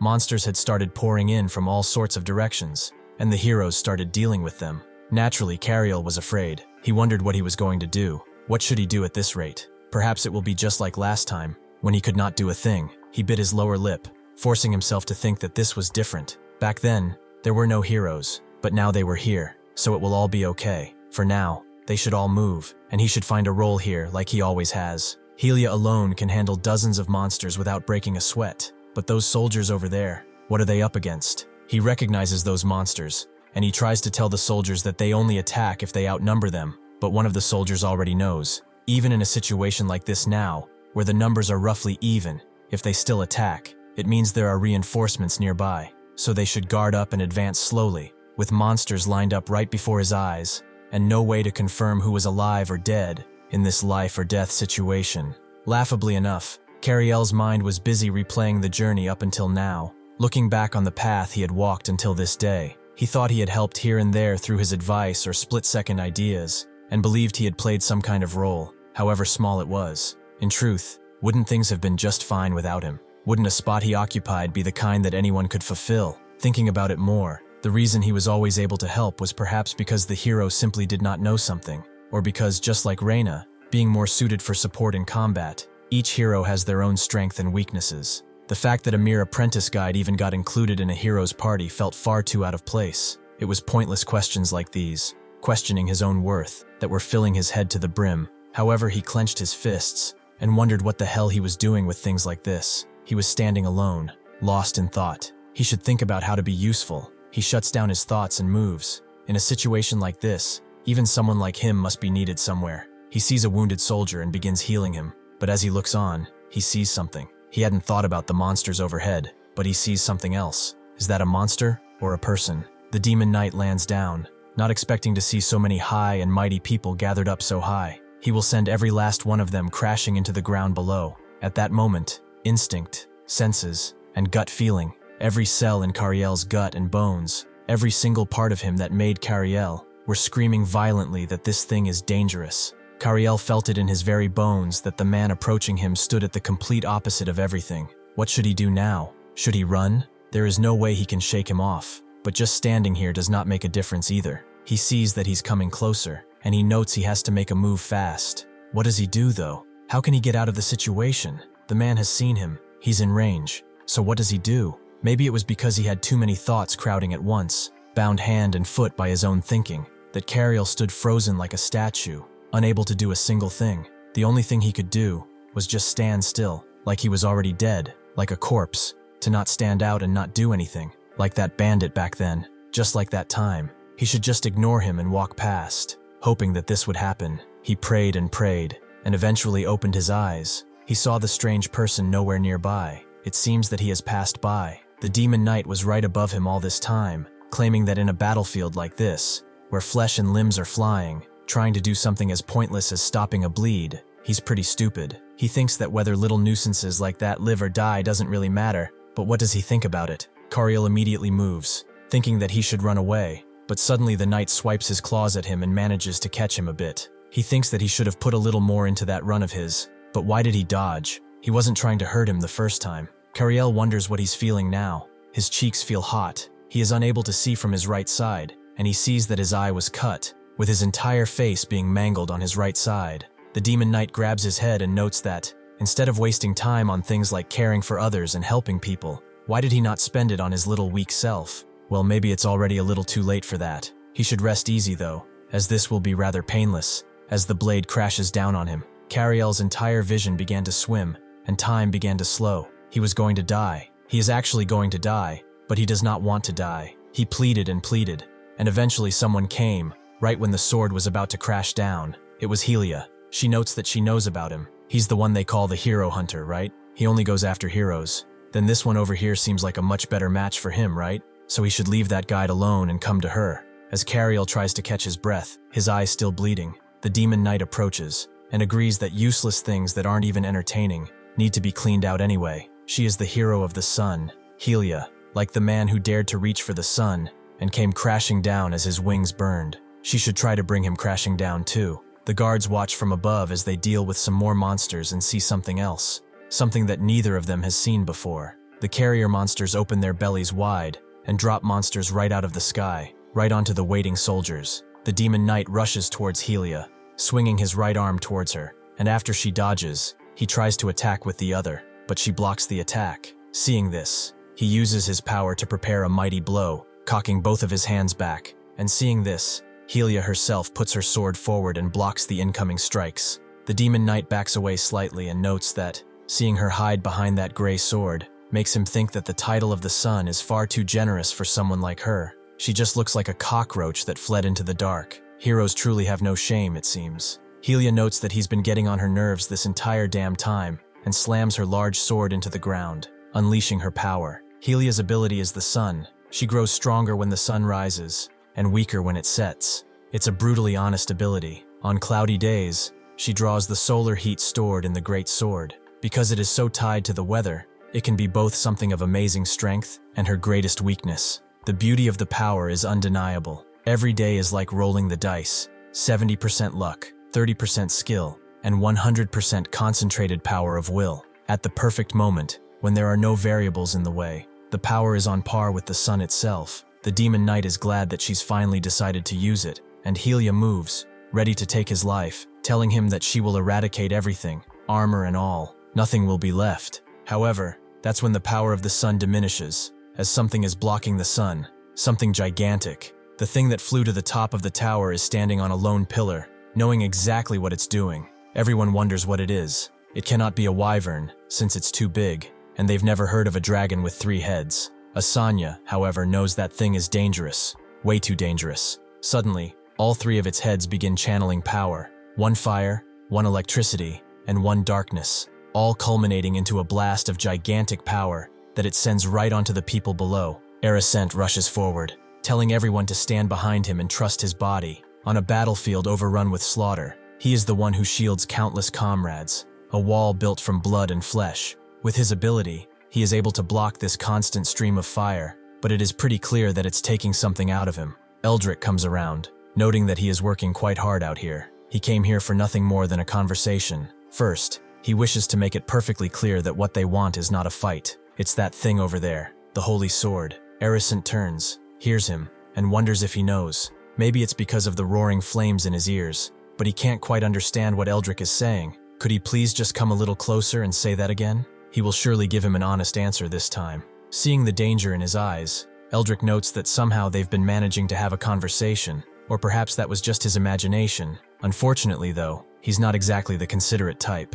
Never was. Probably why he couldn't even get a wife. Well, they should grab some tea and talk again sometime. He turns around, noting that he did not expect to be paired with someone like him. With that, Cinnamon continues the explanation he never got to finish before. The reason the Constitution affects equipment selection is as follows. There is a Constitution that manifests in about 20% of external circulation types, and it is called a storage type. Because this Constitution allows one to store their own energy inside objects, the majority of people with this trait choose equipment suited for throwing or ranged attacks to make the most of it. Cinnamon aims his crossbow at Eldrick. He wonders why he is not fighting a hero if he wants to fight. What is he doing here? Eldrick laughs out loud. Is he actually telling him to go fight a hero? Is he trying to kill him with laughter or something? People should think before they open their fucking mouths. Just because it's not his problem, he just keeps talking shit. But whatever. Not like it matters anymore. Suddenly though, someone else appears. Papura, who notes that this does not seem to be the time for small talk. This was his doing, right? The knight who went to talk with the old man. Monsters appeared, and he still hasn't come back. So she was looking for him, but the knight is gone, and the old man is here. Eldrick notes that the old man is a little hurt. How about Senior? Yeah, he means the old knight who put a hole in him, right? Do young knights these days just throw chivalry in the trash or something? Going on about chivalry while pulling out dirty tricks. As his senior, he just gave him a little lesson, though he is not sure he can even breathe properly at this moment. But he should hold on. Why are they sticking so close together? Do they not know what they are to each other? Or are they just pretending not to? Cinnamon tells Papura that for now they should not ask each other anything, and she agrees. They should at least not get in each other's way, but, by the way, those two seem to have known each other for quite some time. Is there anything useful to know in a fight, going against him, as he does not look like an easy opponent? Cinnamon tells her that they just work together, but she should not think of him as a knight. His behavior is far more reckless than expected. Eldrick suddenly crashes his fist into the ground, creating a dust cloud, and Papura agrees. This is definitely something a knight would not do. They stick back to cover all sides, and Eldrick wonders what they're doing. Are they not following the rules? Papura wonders what he's talking about, but Cinnamon tells her not to worry about it. Eldrick suddenly rushes forward, telling him not to follow fencing rules, crashing his fist into Cinnamon's face before kicking Papura away. He was a married man after all, or at least he thinks he was. Suddenly, Cinnamon crashes an arrow towards him, almost hitting him, before Eldrick dodges. It seems that his face is completely fine too. Cinnamon tells him that he barely blocked it with a crossbow, but it still broke. Eldrick wonders why someone was swinging a pair of chopsticks around like that. Cinnamon takes out another, claiming that they're not chopsticks, and tries to swing it at Eldrick, who is already behind him, wondering why he bothered getting up when he could have just stayed down and played dead. Well, he will be on the ground soon enough. He crashes his fist right into Cinnamon's side, telling him to just stay down and rest for now. Suddenly, Papura charges in, and Eldrick wonders if she's not going to actually stab him, right? Putting Cinnamon in the front. However, somehow Papura makes her sword deflect itself and go around Cinnamon, right into Eldrick. He dodges the first attack, but the sword redirects itself again, and again, and again, and again, cutting him apart with no consideration. After that, Papura withdraws her sword, hoping that she landed at least a critical hit on him. But Eldrick comes around completely fine. It was truly impressive. It was unconventional yet sharp, and the speed was rather excellent. In the middle of all that stabbing, she still avoided her ally, only targeted the enemy. But the most surprising thing is that he himself withstood every single one of those blades. It seems his body has gotten younger recently, but he never expected this place to have gotten this lively too. He can't say which part is louder. Cinnamon wonders why he can't just say it. He should just say something useless and be done with it. Eldrick, however, tells him to keep his mouth shut until he's confirmed whether he is of any use in the first place. Thank you for watching. See you next time.